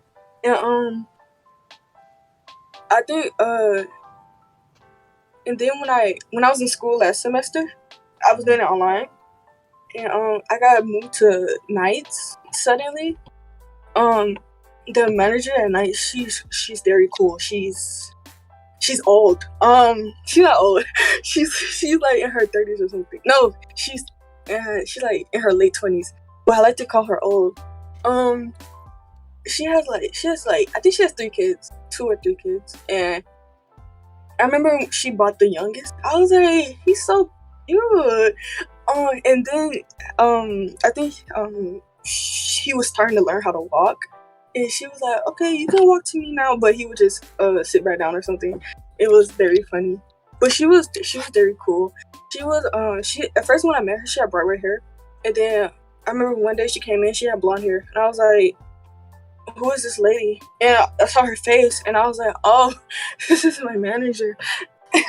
And I was like, oh, I like your hair. She was like, thank you. I really like working at nights because in the mornings, it was just a rush of people, and it was just. I remember on Wednesdays, because we sold tacos on Wednesday. Everybody want to come in for tacos, so I used to have like 3 dishes on this hand, 2 dishes, and then I had to call like people's names out. Sometimes people heard the wrong name and thought it was them, and then I'd be like, "Oh, this you?" They'd be like, "Yeah," and I was like, I used to sit it down, and then they would come back and be like, "This wasn't mine," and I was just like, "Are you this name?" And he was like, "Oh no, I thought you said a name that didn't even sound like the name I called." That used to make me so mad. I used to want to go off on the customers or some shit. And I was like, give me the plate back. And their actual order would come out, and I'll have to have the order that I called out made. And I was just like, what's wrong with these people? They so deaf. Even though I repeat the name in their faces, but it's like they didn't want to hear it. They just wanted their food. I remember.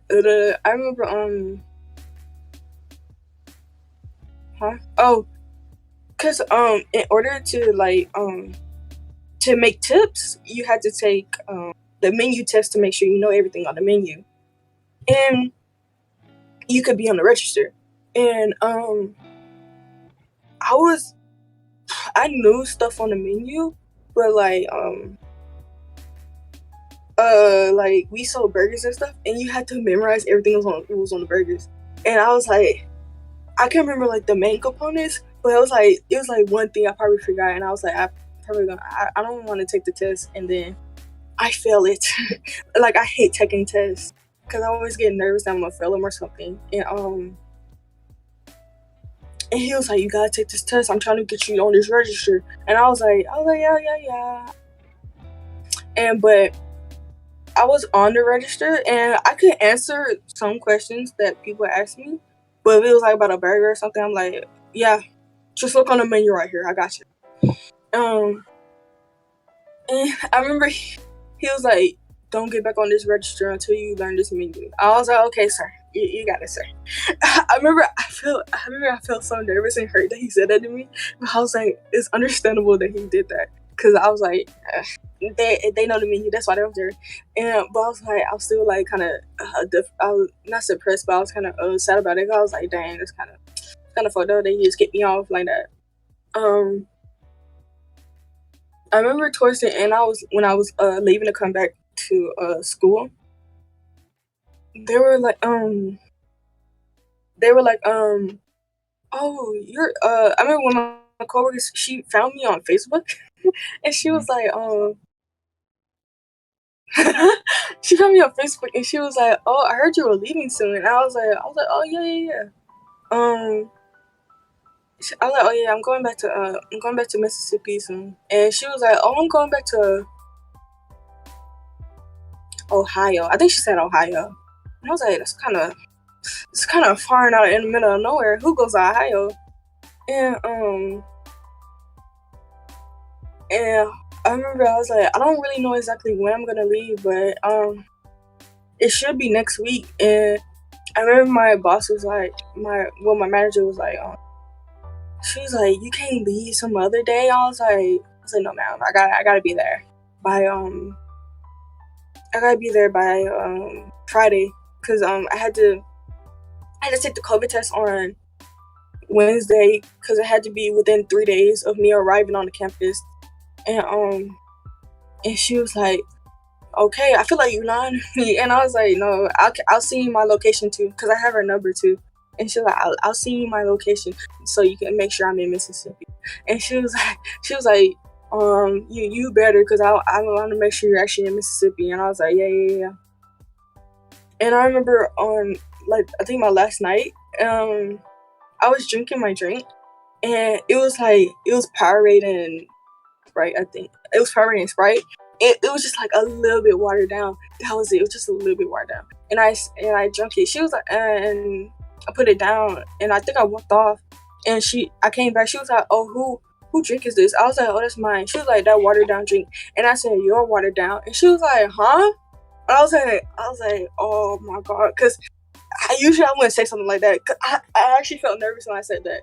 I was like, no way I said that to her. And she was like, but she started laughing, and I felt so much better. And I was like, she was like, you know what? That was actually a very clever comeback. I was like, thank you. You know, that's something light, you know.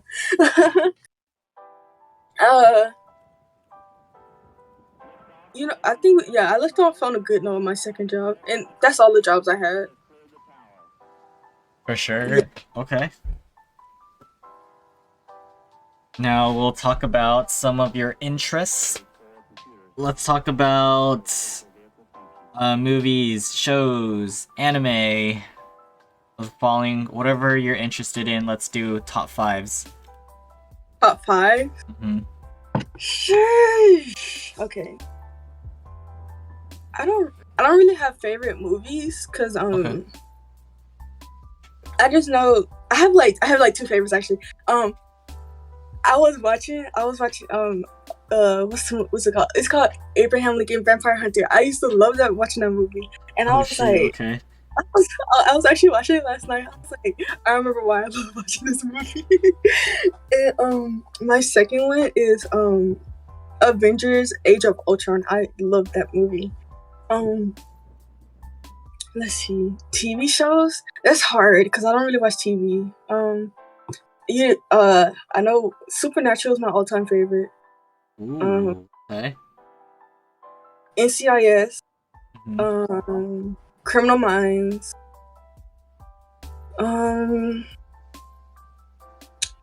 Shadowhunters, and another all-time favorite is Power Rangers. I love me some Power Rangers. I watch Power Rangers all day. My favorite Power Rangers is Jungle Fury. Why you? My favorite Power Rangers is Jungle Fury. I love it. I love that one. Anime. Okay. I think my number one would be it's because it's the first anime I ever watched, and it's Ouran High School Host Club, however you say it. And I remember when I first found it, I was like, oh, what is this cartoon? And I was like, oh, this is very different from cartoons I watched. It was my second wait, this is hard. My second I think it would be Black Butler. My third would be Jujutsu Kaisen. My fourth would be Food Wars. And my fifth would be wait, that's hard. One Punch Man. There, yeah, that's my top 5 right there. All right. How about favorite song and a favorite artist. I don't really have favorite things, but I would say my favorite artist. I think my favorite artist that I can always listen to is BTS. Okay. My favorite song? That's hard. I think my favorite song is my favorite song is what's the name of the song? Oh, it's called Birthday Song by 2 Chainz. And the only reason it's my favorite song is because it cracks me up every time I watch the actual music video. But it's also very it gets me turned. I can dance to that song. Okay. All right, before we move on to heavier topics, do you need to take a break or are you good? Yeah, let me get water. Okay. No problem. Thank you to everyone for tuning in to Ash's podcast, One Whole Tickler. Learned a lot about Ash's childhood, school-related stuff, work experiences, some of her interests. Much more to go over, and then, yeah. Podcast things. Yeah, that username. Don't worry, I'll ask later. I'll ask.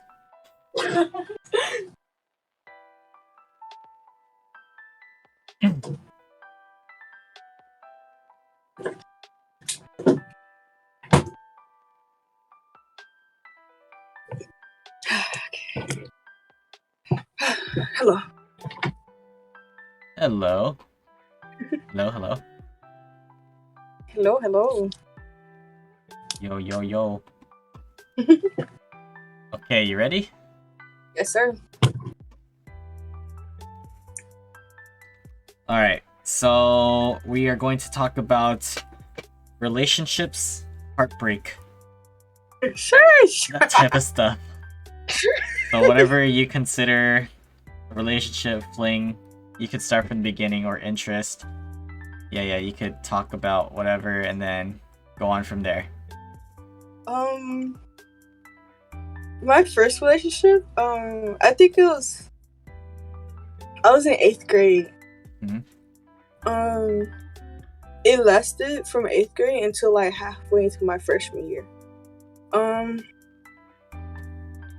It was actually one of my mostly good relationships. I actually had a fun time during the whole relationship, and the only reason why we broke up is because he was moving away, and it was like a mutual agreement and stuff like that, so it was okay.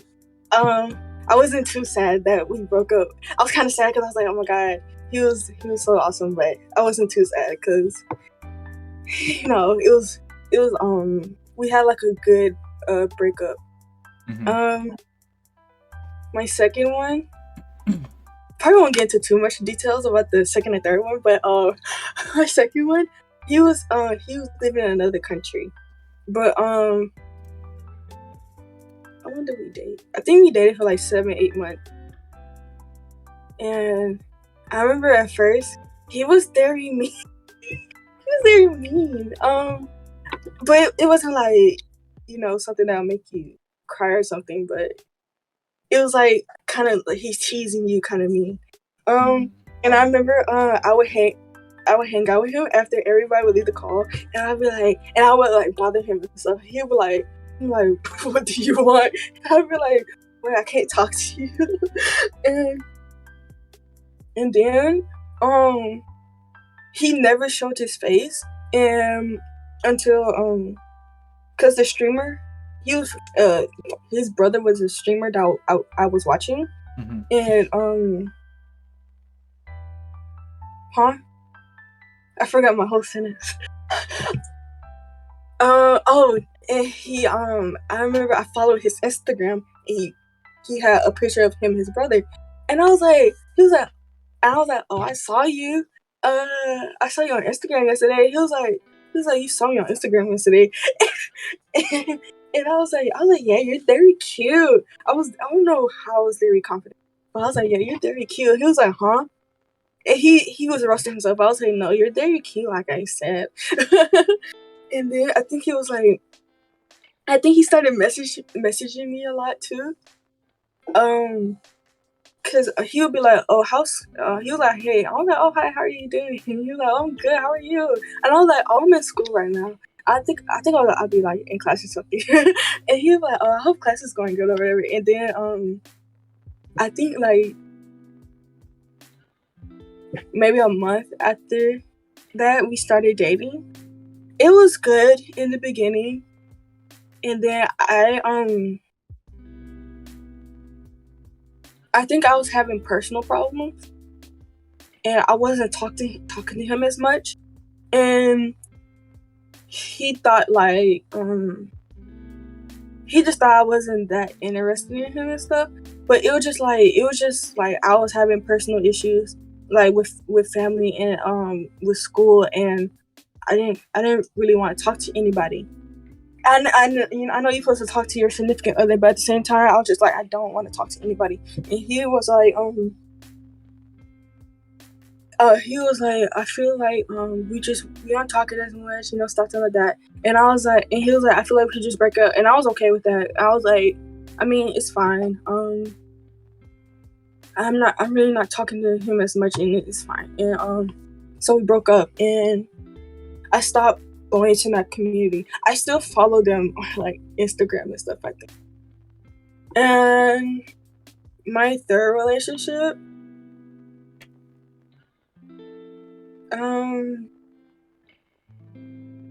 I met them in this other streamer I watch a lot. Mm-hmm. And she rated another streamer, and I think he was a regular there or whatever, and we didn't talk a lot at first. I remember the streamer he will watch, she was starting a Minecraft server, and I was like, oh, I want to play Minecraft, but Minecraft is like what, $40 for some strange reason. Like that game's old. Bring the price down or something. And he messaged me. He was like, dude, would you accept a generous charity?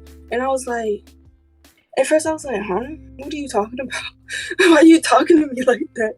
And he was like, and I was like, wait, what do you mean? And he was like, Minecraft, since you wanted to be in the server. And I was like, oh, no.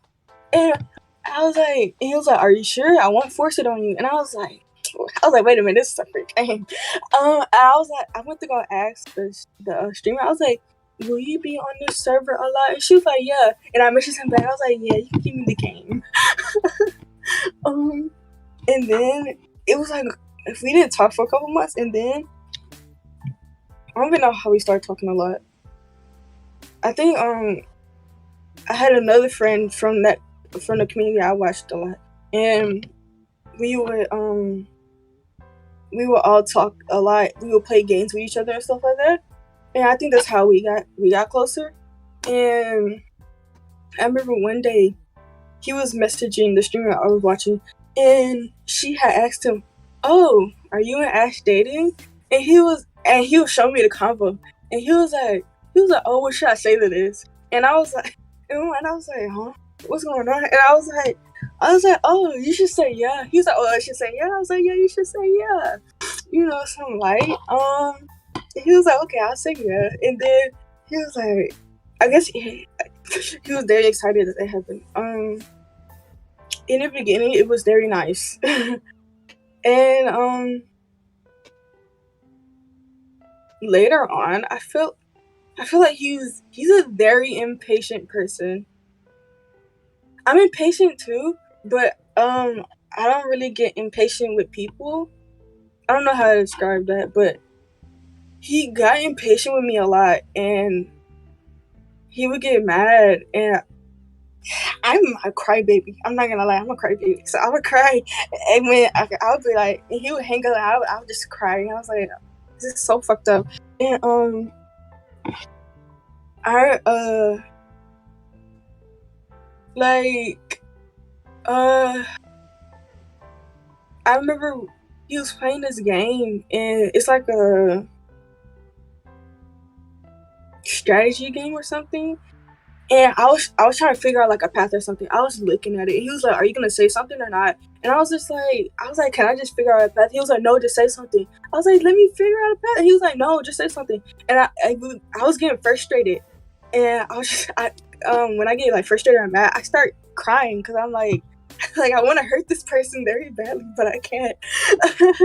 And he just listened, and I just felt like you were getting mad at me, and I didn't like that. He was like, "Oh, I'm sorry," stuff like that. And I was quiet. And he was like, "Well, if you aren't going to talk to me, I can't figure out what was wrong." I was like, "Okay, whatever." We talked it out and stuff like that, and we had like one really bad argument, and I was just like, in my mind, I was just like, I don't have the energy to argue with people, especially with my boyfriend. I don't have the energy to do that. And he was like, I think at the time when we had the argument, I was at my grandma's house, and he was like, "Talk to me when you're back home." And I was like, "That's not gonna be until Monday." He was like, "Talk to me when you're back home," and I was like, "Whatever."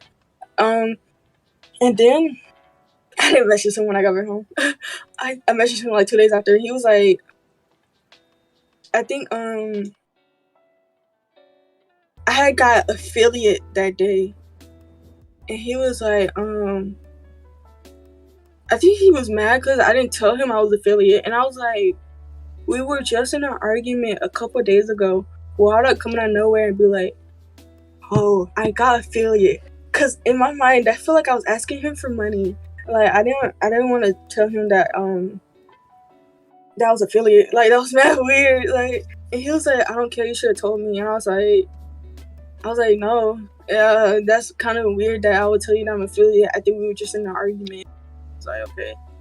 And then he was like, "We could stay friends, but that's up to you." And I was like, "Oh, that's cool with me," because I was like, I can't be in a relationship with this guy anymore. And then I think we were watching something, and then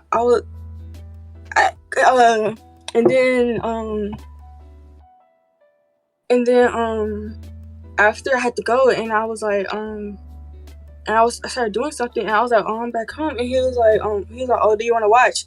And I didn't respond for like 2 minutes or something, and he started calling me, and I was just like, what are you doing?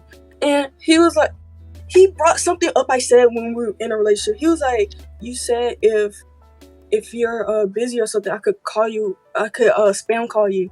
And I was like, in my mind, I was like, "We're in a relationship, of course I'm gonna say that." I was like, we're just not in a relationship anymore. Why would you still do that? And we just got to an argument. I just never spoke to him again. Like, that's the last time I ever spoke to him. And that was my last relationship. Yeah, that was my last relationship. Mhm. Jeez. Wait, so how long did the third one last for? How long did that last for? It was like 5 months, I think. Okay. I think another thing that put me off is that he was trying to meet so fast, like meet face to face so fast. And I was like, of course I want to meet someday, but he was trying to meet like after like 2 months, and I was like, I'm not ready for that. Anyway, okay, you can continue. So what type of people are you interested in? Like, yeah, your type in general. I wouldn't say I have a type. Cause I don't really care. Like, I don't really care about race or anything like that. I do feel like you gotta be funny. Like, you gotta be exchanging jokes and shit. you gotta be patient with me. You know, I might be impatient with you. You gotta be patient with me. Because I hate when people get impatient with me and they start yelling at me. Because I start getting mad and I want to yell back. They gotta know when to give me my space. Because it's like times I don't want to talk, and if you keep talking to me, I'm just be like, okay, whatever. I don't want to hear it anymore. Mm-hmm. Yeah. Gotcha. Okay, and what relationship advice would you give to other people based on your experiences? Well, don't online date. Don't online date without the intentions that you're gonna meet in the future. There you go. And make sure you're ready to meet. Don't feel like you're forced to meet that other person just because you're in a relationship. Yeah. Okay. All right, switching gears. So how is your mental health right now?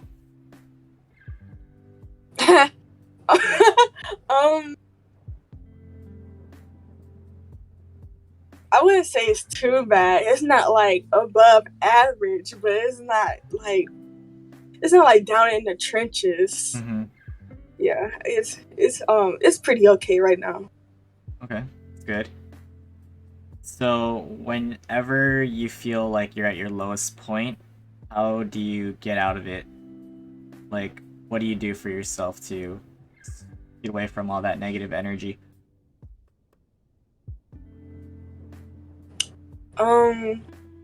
To be honest, I don't have healthy ways of dealing with it. Mm-hmm.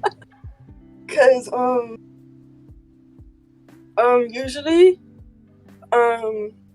when I'm like at a very low point or something like that, I'm not taking care of myself and stuff like that, and I'm like, barely getting out my room or something like that, and it's very hard to get out of it, but it's like I try to ignore it, I guess, and I try to bottle it away or whatever, and I try to like talk to friends and stuff like that, get a laugh and stuff like that, and maybe try and forget about it. So don't listen to me on trying to get out of the trenches. Okay. And how would you say COVID has affected you personally?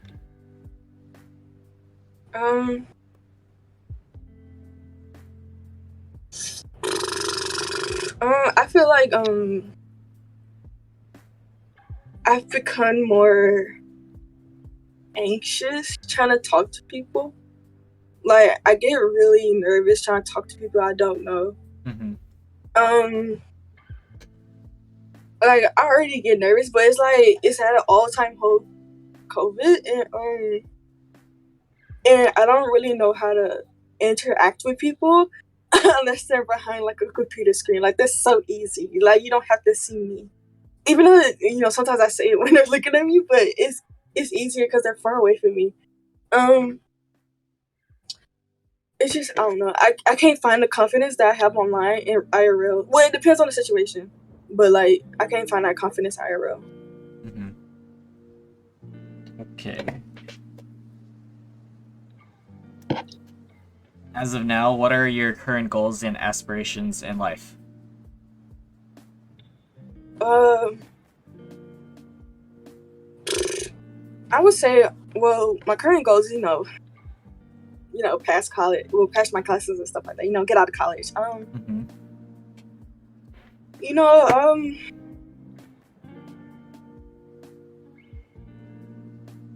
My aspiration, I really wait, what's the aspiration?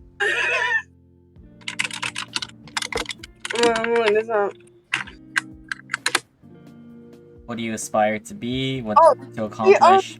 okay, there we go. I want to be a psychiatrist one day, and I don't want to have like a big place. I don't want to like have a big house or something. Mm-hmm. Something just right for me. Nothing too small, but nothing too big. Yeah. Goldie in this hole. I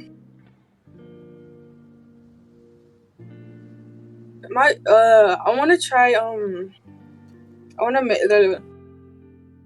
I kind of want to try and go for like a PhD, but I heard that this is really tough, and I don't know if I'm mentally ready for that. But I want to at least attempt it. Okay. Yeah. Nice. So, what traveling have you done already so far, and where do you want to go in the future? I've been to Texas, been to Alabama, Virginia, Georgia, Louisiana, Illinois, Mississippi. I've been to Washington.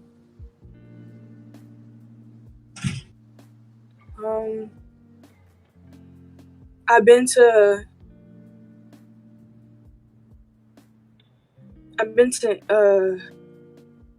Indianapolis.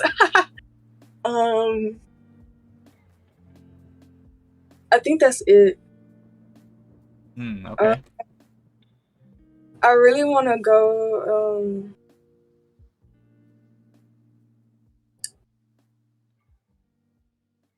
I want to go to. I kind of want to go to Cali. You know, meet the 100 people that want to move there for some reason.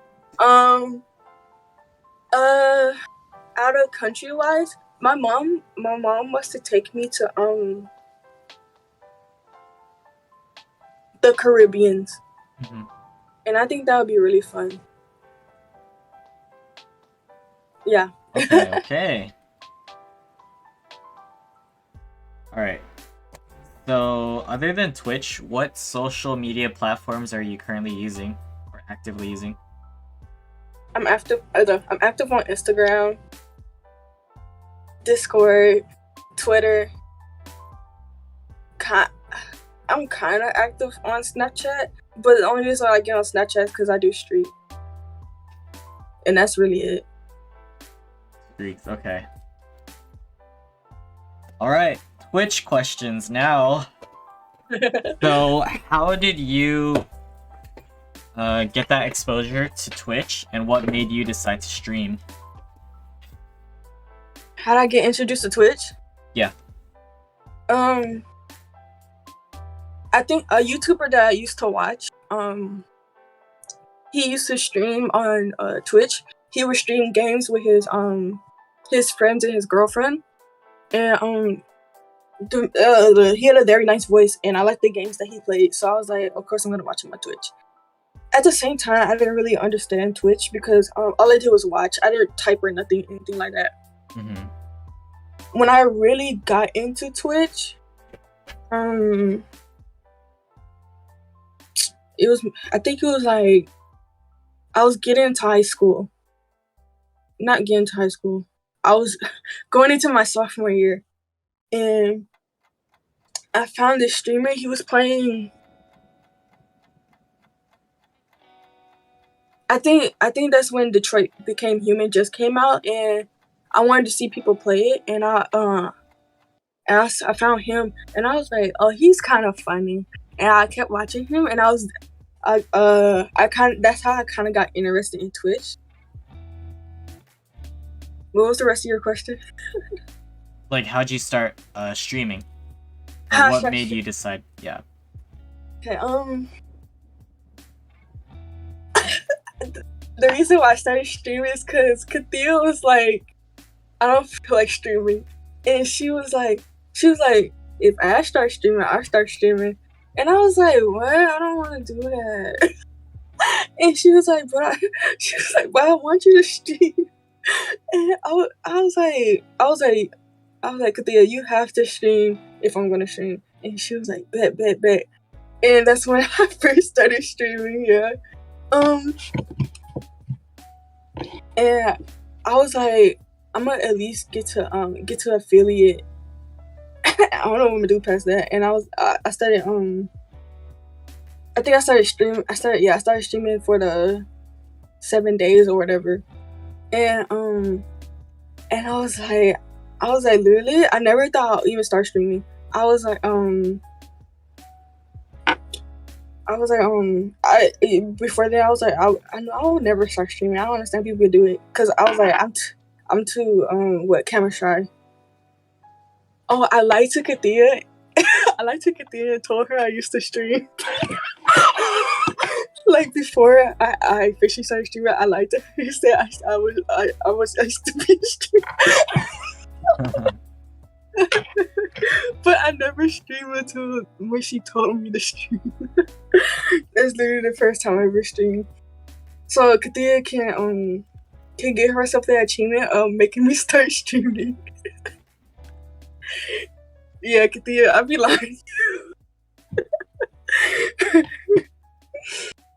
I love Katia. Yeah. Oh gosh. Okay, so what's your current streaming schedule, and what categories do you stream? Whenever I decide to stream. Okay.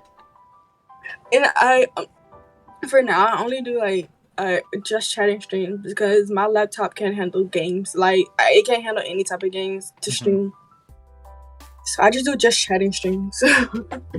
Okay. Have you done any Twitch meetups yet? No. I was I think, when was the last TwitchCon? I think 2019. 2019, I was that's when I first found out about Twitch meetups, about TwitchCon or whatever. And I was like, oh, that sounds fun. But then I was like, that's a lot of people that's trying to meet their favorite streamers or whatever. And I feel like that wouldn't be like a good fit for me. And I never been to a Twitch meetup. Katia is trying, cause since Katia lives there, she wants to meet at TwitchCon, but I don't know if I want to go to the actual event because that's a lot of people. And I'm not really comfortable around big crowds. Okay. Fair. Do you have like IRL friends that kind of like support you on Twitch or just talk to you on Twitch? Yeah. Some of my freshmen and from marching band, they found me on Twitch, and they come by sometimes. It's not often, but they come by sometimes. I appreciate when they come by. And I remember from my birthday stream, one of them came by, and he's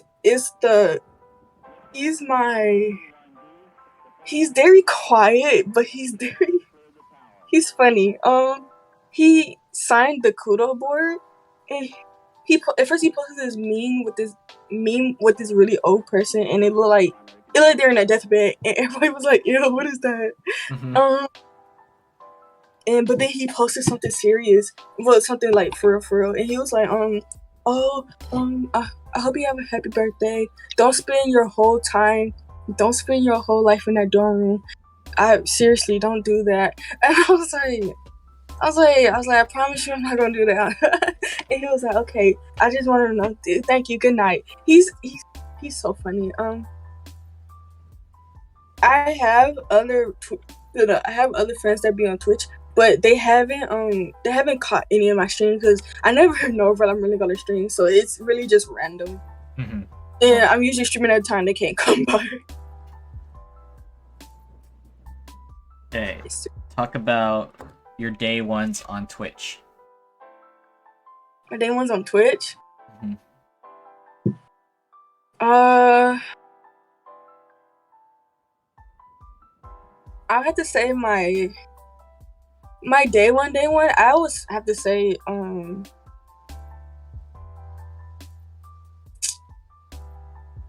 Like people I still talk to. Well, people I talk to now, or people I just don't talk to anymore. Could be both, like whoever made an impact. If they're Okay. still here, yeah. One of my day ones is well, two of them. One is named Cassidy and the other's named Ducky. They don't come on Twitch anymore. Cassidy does sometimes, but it's really rare. Cassidy is in Canada, and Ducky, I actually don't remember where she was from. But we were a very good friend group. I really enjoyed hanging out with them. It was always a party when we got into a voice chat and stuff like that. I feel like my current day one is really Katia. Cause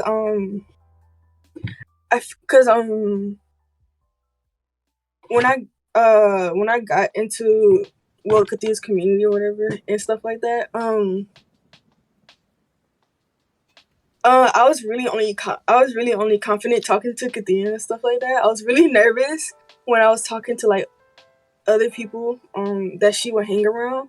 Like her, I'm not gonna lie, Carl made me nervous. In the beginning, he made me nervous. I don't know why, but he made me nervous. And then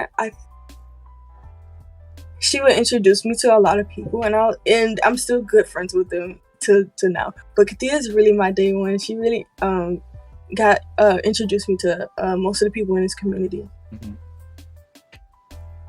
Nice. Okay. What is your favorite memory from Twitch? My favorite memory from Twitch? Mm-hmm. Most of my favorite memories are me drunk on stream. I remember once it was on whose birthday was it? It was Crickie's birthday. And I didn't plan to get as drunk as I did. And the last thing I remember, I was singing. I was singing my heart out. Like I thought I was in church or something, and I was singing. And I remember FaceTiming William, and that's the last thing I remember from that night. I think I woke up in the bathtub the next morning. I think another time, I don't remember whose stream this was, but I got drunk on somebody else's stream. And I was with Mary. I don't know if she was streaming it. I think she was streaming this. And we were all getting drunk and stuff. And I don't really remember that night because I think I got drunk off my ass. Like, I'm not gonna lie. I remember Mary had to get her fiance had to come get her. I think she fell asleep, and we was like, I was kind of scared because I was like, I don't know if Mary's okay. I hope her fiance's home or something like that. But luckily, literally, as I was thinking that, her fiance came, and I was like, oh, thank goodness. And then when she left, I was like, I think it's time for me to get more drunk, and I got more drunk. And then I think I woke up in my closet that night. I woke up in some place that wasn't my bed. I'm always waking up in some place that's not my bed the next morning when I'm drunk.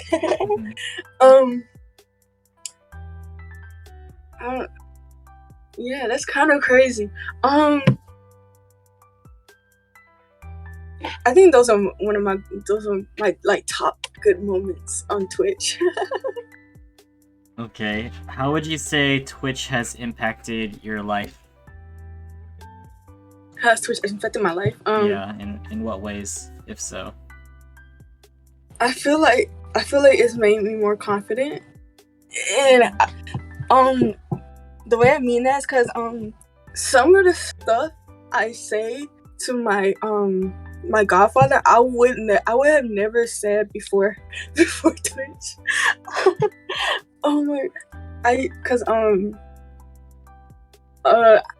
Cause he does my hair. He's the one that does my hair, and I would be like, he would be like, oh, your scalp is dirty, it's very tough. And oh, and I'd be like, your scalp is very tough, and then he's bald, so and he'll be like, and he would look at me. I'm like, oh my bad, I forgot you're bald, and he'd be like, you said that to me. It was so funny. But when I first met him, I would never say something like that. I feel like Twitch made me a lot more confident. Like Kisala, I feel like Kisala influenced me a lot on that part. Nice. Okay, talk about the pros and cons of Twitch. Pros and cons of Twitch. I mean, of course, the pros are the people you meet on here. Mm-hmm. But at the same time, the cons are the people you meet on here.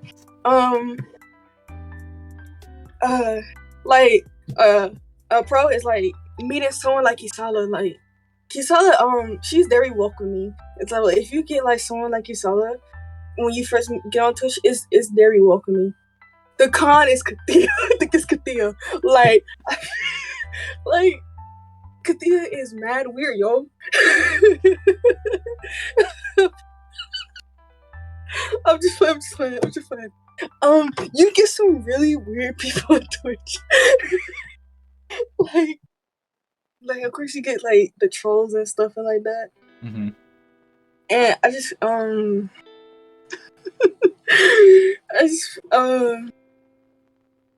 yeah, I feel like that's really it. I feel like that's the pro and the con of Twitch. Have you personally dealt with any trolls or hate?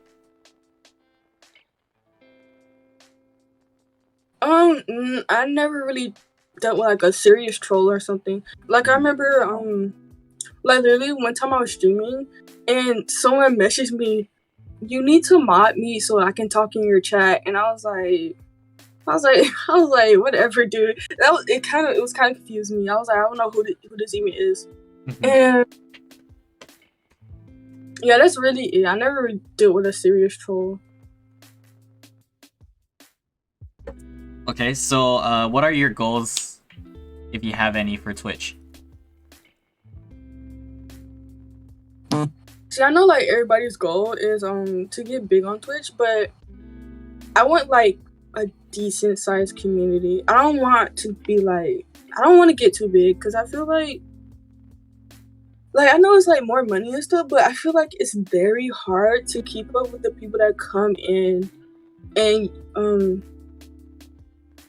I wanna talk to everybody that comes in my chat because like, oh my god, you're coming to watch me, and I feel like if I ever I doubt we'll get big of me, but if I ever did, it would be really tough, and I feel like that's really stressful. But I want to get like a decent sized community. You know, I can know like everyone that comes in here.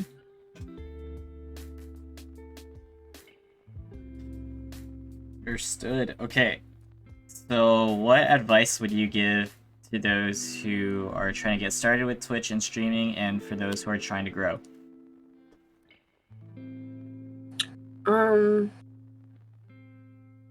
Connections. Cause the only reason I got affiliate so fast is because I knew a lot of people. Like I knew Katia, I knew Kisala, I knew William, I knew people from the stream I used to watch a lot, you know, stuff like that. I feel like you should make a lot of connections before you actually start streaming, so you can get like a steady start or whatever. Yeah. And have a good PC. Don't be like me. What are your thoughts about having Twitch crushes? I mean, they're nice to look at, you know, when you have a Twitch crush. I wouldn't say I had like a Twitch crush, cause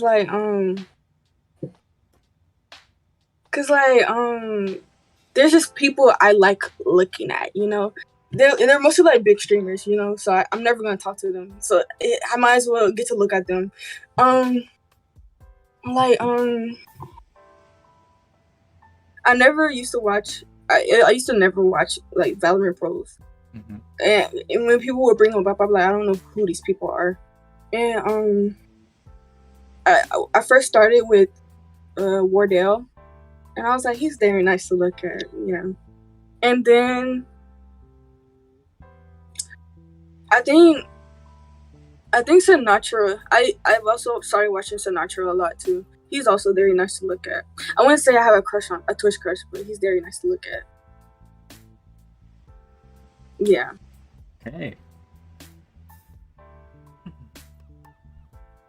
Alright, so now just give me first impressions of each of these people. So let's start with Katia. Cause I don't really, neither of us really remember how we first met, so I can't really give you like a first off impression. But I think my first impression of her is that she was very outgoing, and she is not a bad thing, but she talks a lot, and I don't like talking a lot. But I feel like it's a good thing that she can talk a lot, because she can keep a conversation going when I have nothing else to say. So yeah. Okay, now Kasala. I met her at Cookie Stream, and I think she came in on a raid, and when I started seeing her a lot, and I was like, I might as well start talking to Kisala. I wonder how she's doing, you know. And then when we first started talking like a lot, well, when we first started talking, I really enjoyed her company. She's really she's very friendly to me.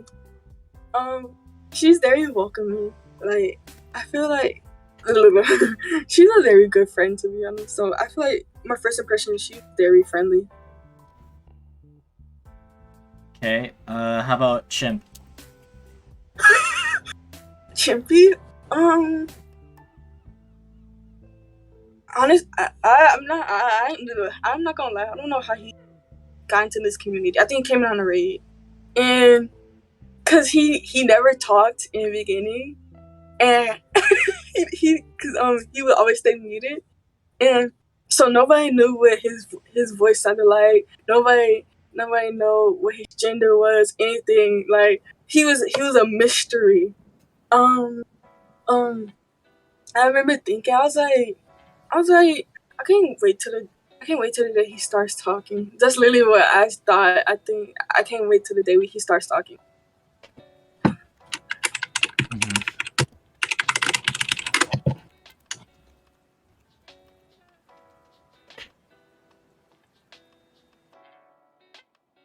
Okay, how about Sushi? I'm not gonna lie. At first I didn't like Sushi. A long time ago I could tell you why I didn't like Sushi, but I can't remember now. But as time went on, I actually got to know Sushi. He was actually very cool. Even though he's very much a silent type, but he's very cool to hang around. Okay. And how about Sphinx? I actually don't remember how he came in, but I remember. I think this is when he used to play Valorant a lot. I think I was entering my first tourney, and he offered to help me. Offered to help what I needed to work on, and I was like, he's so nice to offer this. And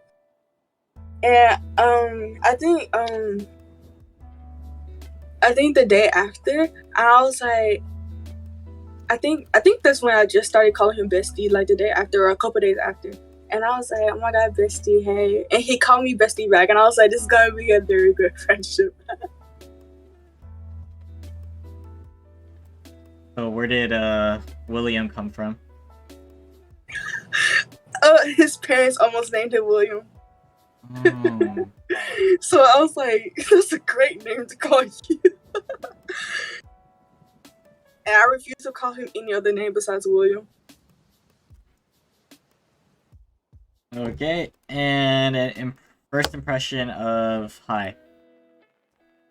Hi. Honestly, I don't even remember how I met her. I think he came into a voice chat one time, and everybody else already knew him except for me. So I was kind of quiet because I didn't know who he was. And then I think he played a game of Valorant with us, and I think that's when I actually started talking to him because I was commenting whatever. And throughout the game, I was like, oh, he's pretty nice. He's not too crazy, you know. Okay. How did you come up with your name? Oh my god, that's the prize question. Mm-hmm. I think, when did I start having this name? I think it was before high. It was in middle school where I had this name, and I was on Instagram, and I was like, my name used to be Ash the Booty Hole Tickler, and I was like, I'm kind of looking to shorten it, and I saw a meme on Insta.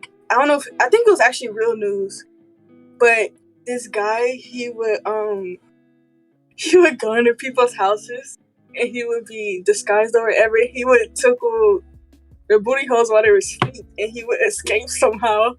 And I was like, that's the best ever. So I was like, I'm gonna incorporate that into my name. So I was like, so if it was actually booty hole tickler, then it was one hole tickler, because he tickled the one hole. Okay. Yeah, that's basically it. Wow. Interesting. Alright, last Twitch question. This is for the people. So how does it feel to be famous? I wish I was famous. I'm not famous at all. I wish I was famous like you, Wilson. I mean, like, I be coming in here, you be making all these friends. I'm like, sure. What the? I'm not famous. I do know a lot of people, but I'm not famous. Alright, moving on to a little bit about Valorant. So, how did the best Viper in the world come about? The main reason I started playing Viper is because she's hot. I didn't really know her abilities or whatever. So she was one of the first people I actually unlocked. And when I started playing her, I was like, her abilities were very interesting. I like hitting people with poison darts and shooting a fart orb at the other team, to block their vision or whatever. But I didn't know what I was doing though, so I was just throwing stuff around. And then the way I got the best Viper in the world is because I think it originally came from Katia. She gave me that nickname. I guess because I made Viper. Yeah, it's because I made Viper, and she was trying to give me a nickname, and she was like, "Oh, I got one. I'll call you the best Viper in the world," and it kind of stuck. Yeah. Okay. What do you think, or which agent do you think is the best in the game and the worst? It's the best agent in the game. Mm-hmm.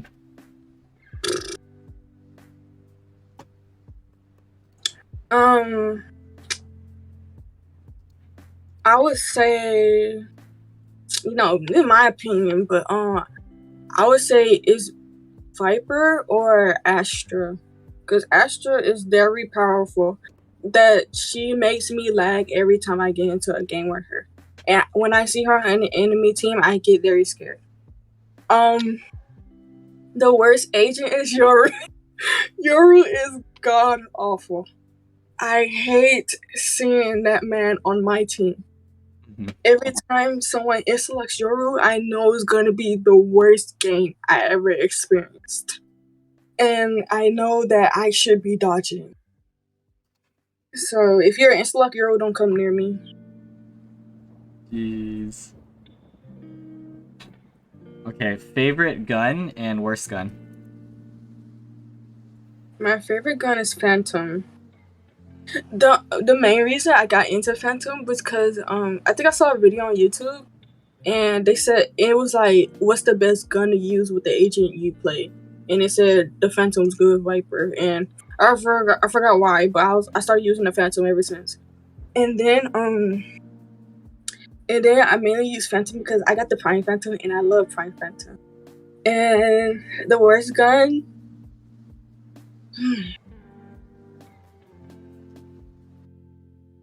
This is hard. I feel like the worst gun. Huh? What are the guns in Valorant? What the fuck? I feel like the worst gun is the Stinger. That game is not the game. That gun is god awful. It's good at like running and gunning, but that gun is god awful. I hate that gun with a passion. All right, favorite skin bundle. That's hard because I don't really have a favorite skin, but I have like a favorite part of the skin, but I don't have a skin.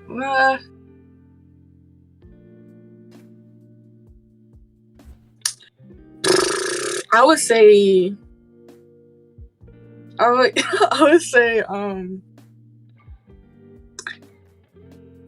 Prime because of the Prime Phantom. Mm-hmm. And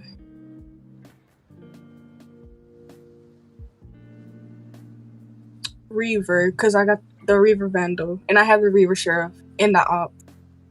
Yeah. Dang, okay. And rank the maps from your favorite to least favorite. Huh? Oh lord, I don't even know all the maps.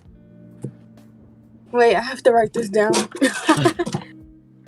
Okay, so what are the maps? We got Bind, Haven, Split, Ascent, Icebox, Breeze, and Fracture.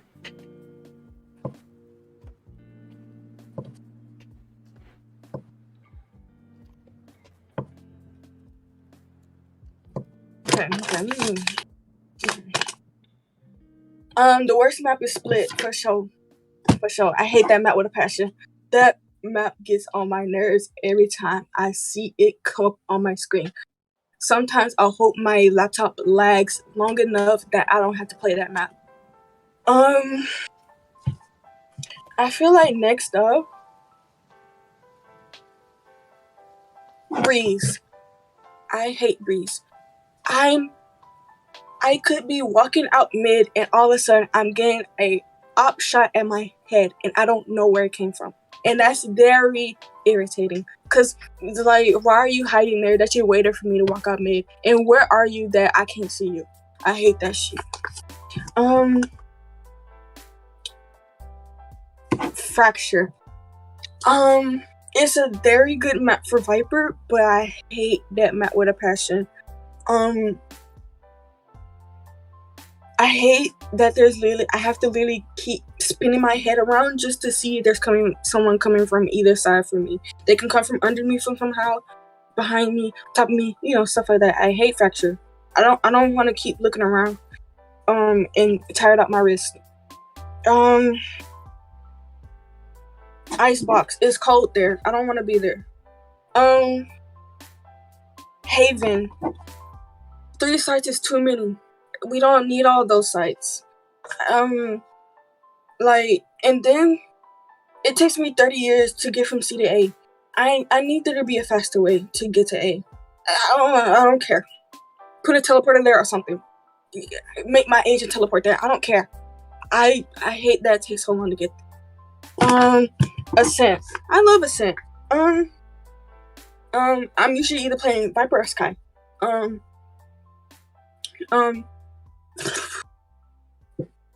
I love Ascent. That's all I gotta say. My top favorite is Bind. Even though it's very dry to look at, I love playing on that map. I love to play Arena and Viper on that map. It's the best map I've ever seen. I would play that 10 out of 10. There we go. So it sounds like you only like 2 maps. Yeah, you're right. Got it. All right, let's get to the random questions to finish things off. At this point, if anyone in chat has a question for Ash, feel free to ask and I'll read it. All right, what's your biggest pet peeve? My biggest pet peeve?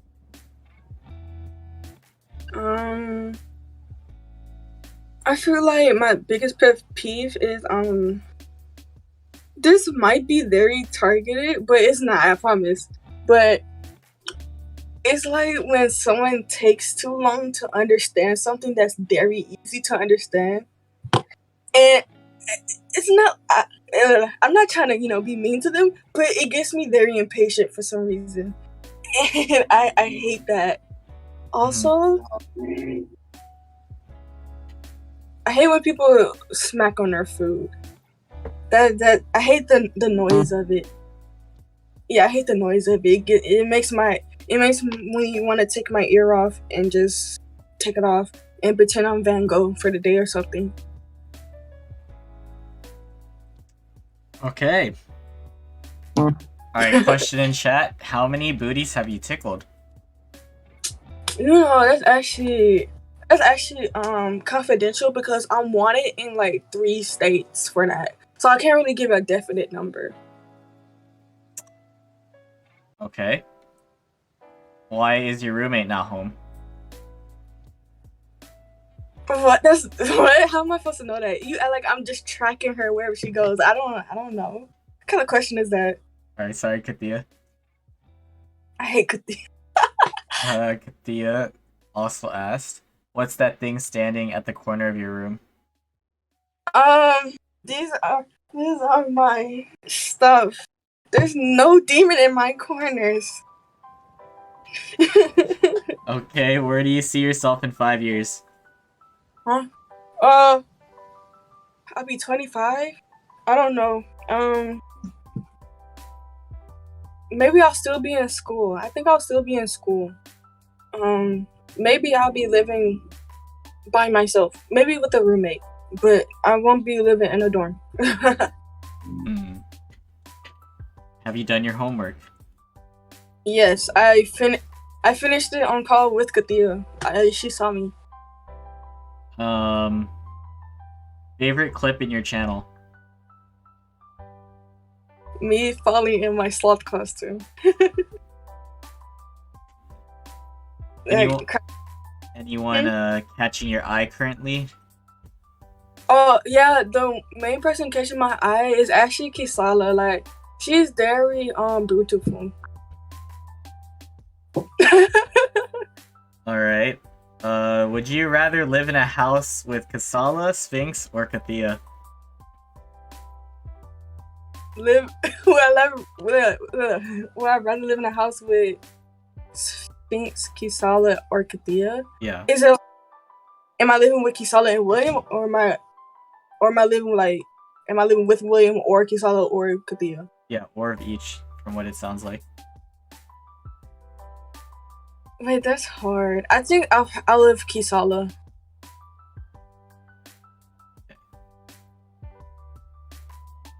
Katia, that was my question. Nice. All right. We'll get to that. We'll get to that. Biggest fear. My biggest fear? Yeah. Airplanes. I hate being in them for too long. I get very anxious sitting too long. Mm-hmm. Another fear is kind of dumb, but I hate when people are behind me. It gets me very nervous and scared when people are behind me. What do you think's your best trait or characteristic? I'm very funny. I'm very funny. I think that's my best characteristic. All right. Greatest accomplishment in life and greatest failure or regret? My biggest accomplishment, I think my biggest accomplishment is actually getting to the school I am right now. Mm-hmm. My current college. I was very surprised that I got in here. My greatest regret, failure. Mm-hmm. I think my biggest regret is that I didn't talk to my grandpa a lot before he died, and I feel like I could have talked to him a lot more. Okay. Yeah. So, who is the most mysterious person on Discord to you? Most mysterious person. I feel like it's Chimpy, even though like, you know, we know how he sounds now. He's very mysterious to me still.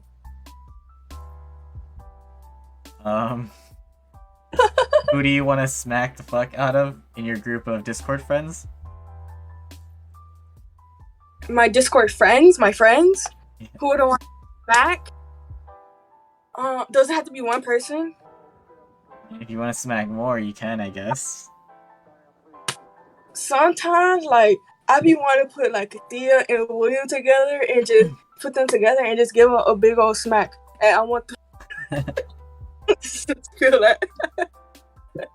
Not in a mean way. I just sometimes, you know. Yeah. Okay. All right. On a scale of 1 to max, how much do you hate tomatoes? It really depends. Like, if the tomato is Eileen, I love tomatoes with that passion. But if I have to eat one, the food, it's a max. It's a max for me. Nice. All right. Who do you look up to among the Discord/Twitch friends that you've met? Who do I look up to? That's kind of hard, no cap.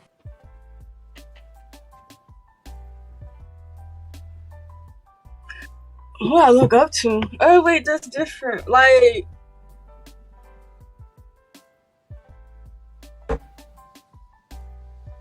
that's very hard. I think it would be. I think it would either be you or Hi. Me or Hi?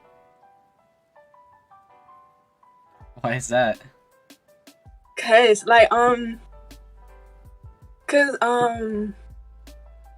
is he can talk to anyone. Cause last year I used to talk to him a lot about my problems, and he was very good to talk to. And I feel like I'm not the best to talk to if you're sad or something. Like I just don't think I am. And I feel like you, because like when I first met you till now, you've gotten very much bigger, and you've actually made friends with everybody in your channel and stuff like that. And I feel like that's very, very inspirational. Thank you. And speaking of that, so the next question is, what was your first impression of me, and what are your thoughts now? My first impression of you, I think I was trying to figure out who Hi was playing with all the time, and I don't know exactly how I got to your stream, but I saw you, and I was like, aw, he looks so cute. He looks like a little nerd, not in a bad way, but he looks so cute. And, nerd. Not in a bad way. But and then when I think Brandy was with me too, and when we actually got to talk in your stream, you were actually very nice. So I was like, oh, I can stick around, and because I usually don't just follow streams, especially if I just found out who they are and stuff like that. Yeah. But I feel like you were very nice and you were very welcoming to your channel. And I was like, oh, I see why High hangs around him all the time. And right now, even though I don't really get to come by anymore as much, I still think you're a very great friend. You're very you got a famous, you got a popular, and you even started an organization. Like, wow, and I'm in it or whatever, but like you even started an organization, and like that's actually very amazing. All right, thank you for that. Okay. Top 5 streamers that you find yourself watching nowadays. Top 5 streamers.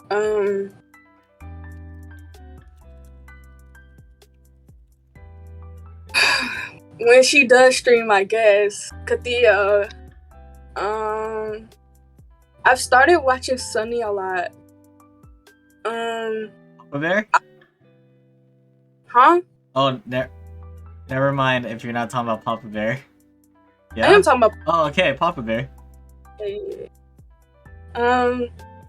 I still watch you a lot. I'm usually lurking though. Mm-hmm.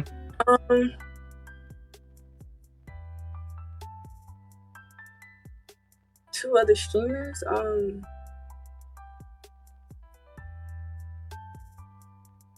Wait, I think y'all usually are the only 3 people I'm watching. If y'all come on, usually maybe I'll have Sinatra on in the background. Mm-hmm. And Saikuno. I say those are my top 5. All right, and for the last question, so using your connection, who would you like to see as a guest on this podcast and why? Katia. I really want to see Katia on here, and the main reason I feel like her podcast would be like 5 hours long. I feel like she has a lot to say. I feel like it would be very entertaining to watch her on this podcast. All right, you heard that, Katia. So maybe we could work something out based on your schedule.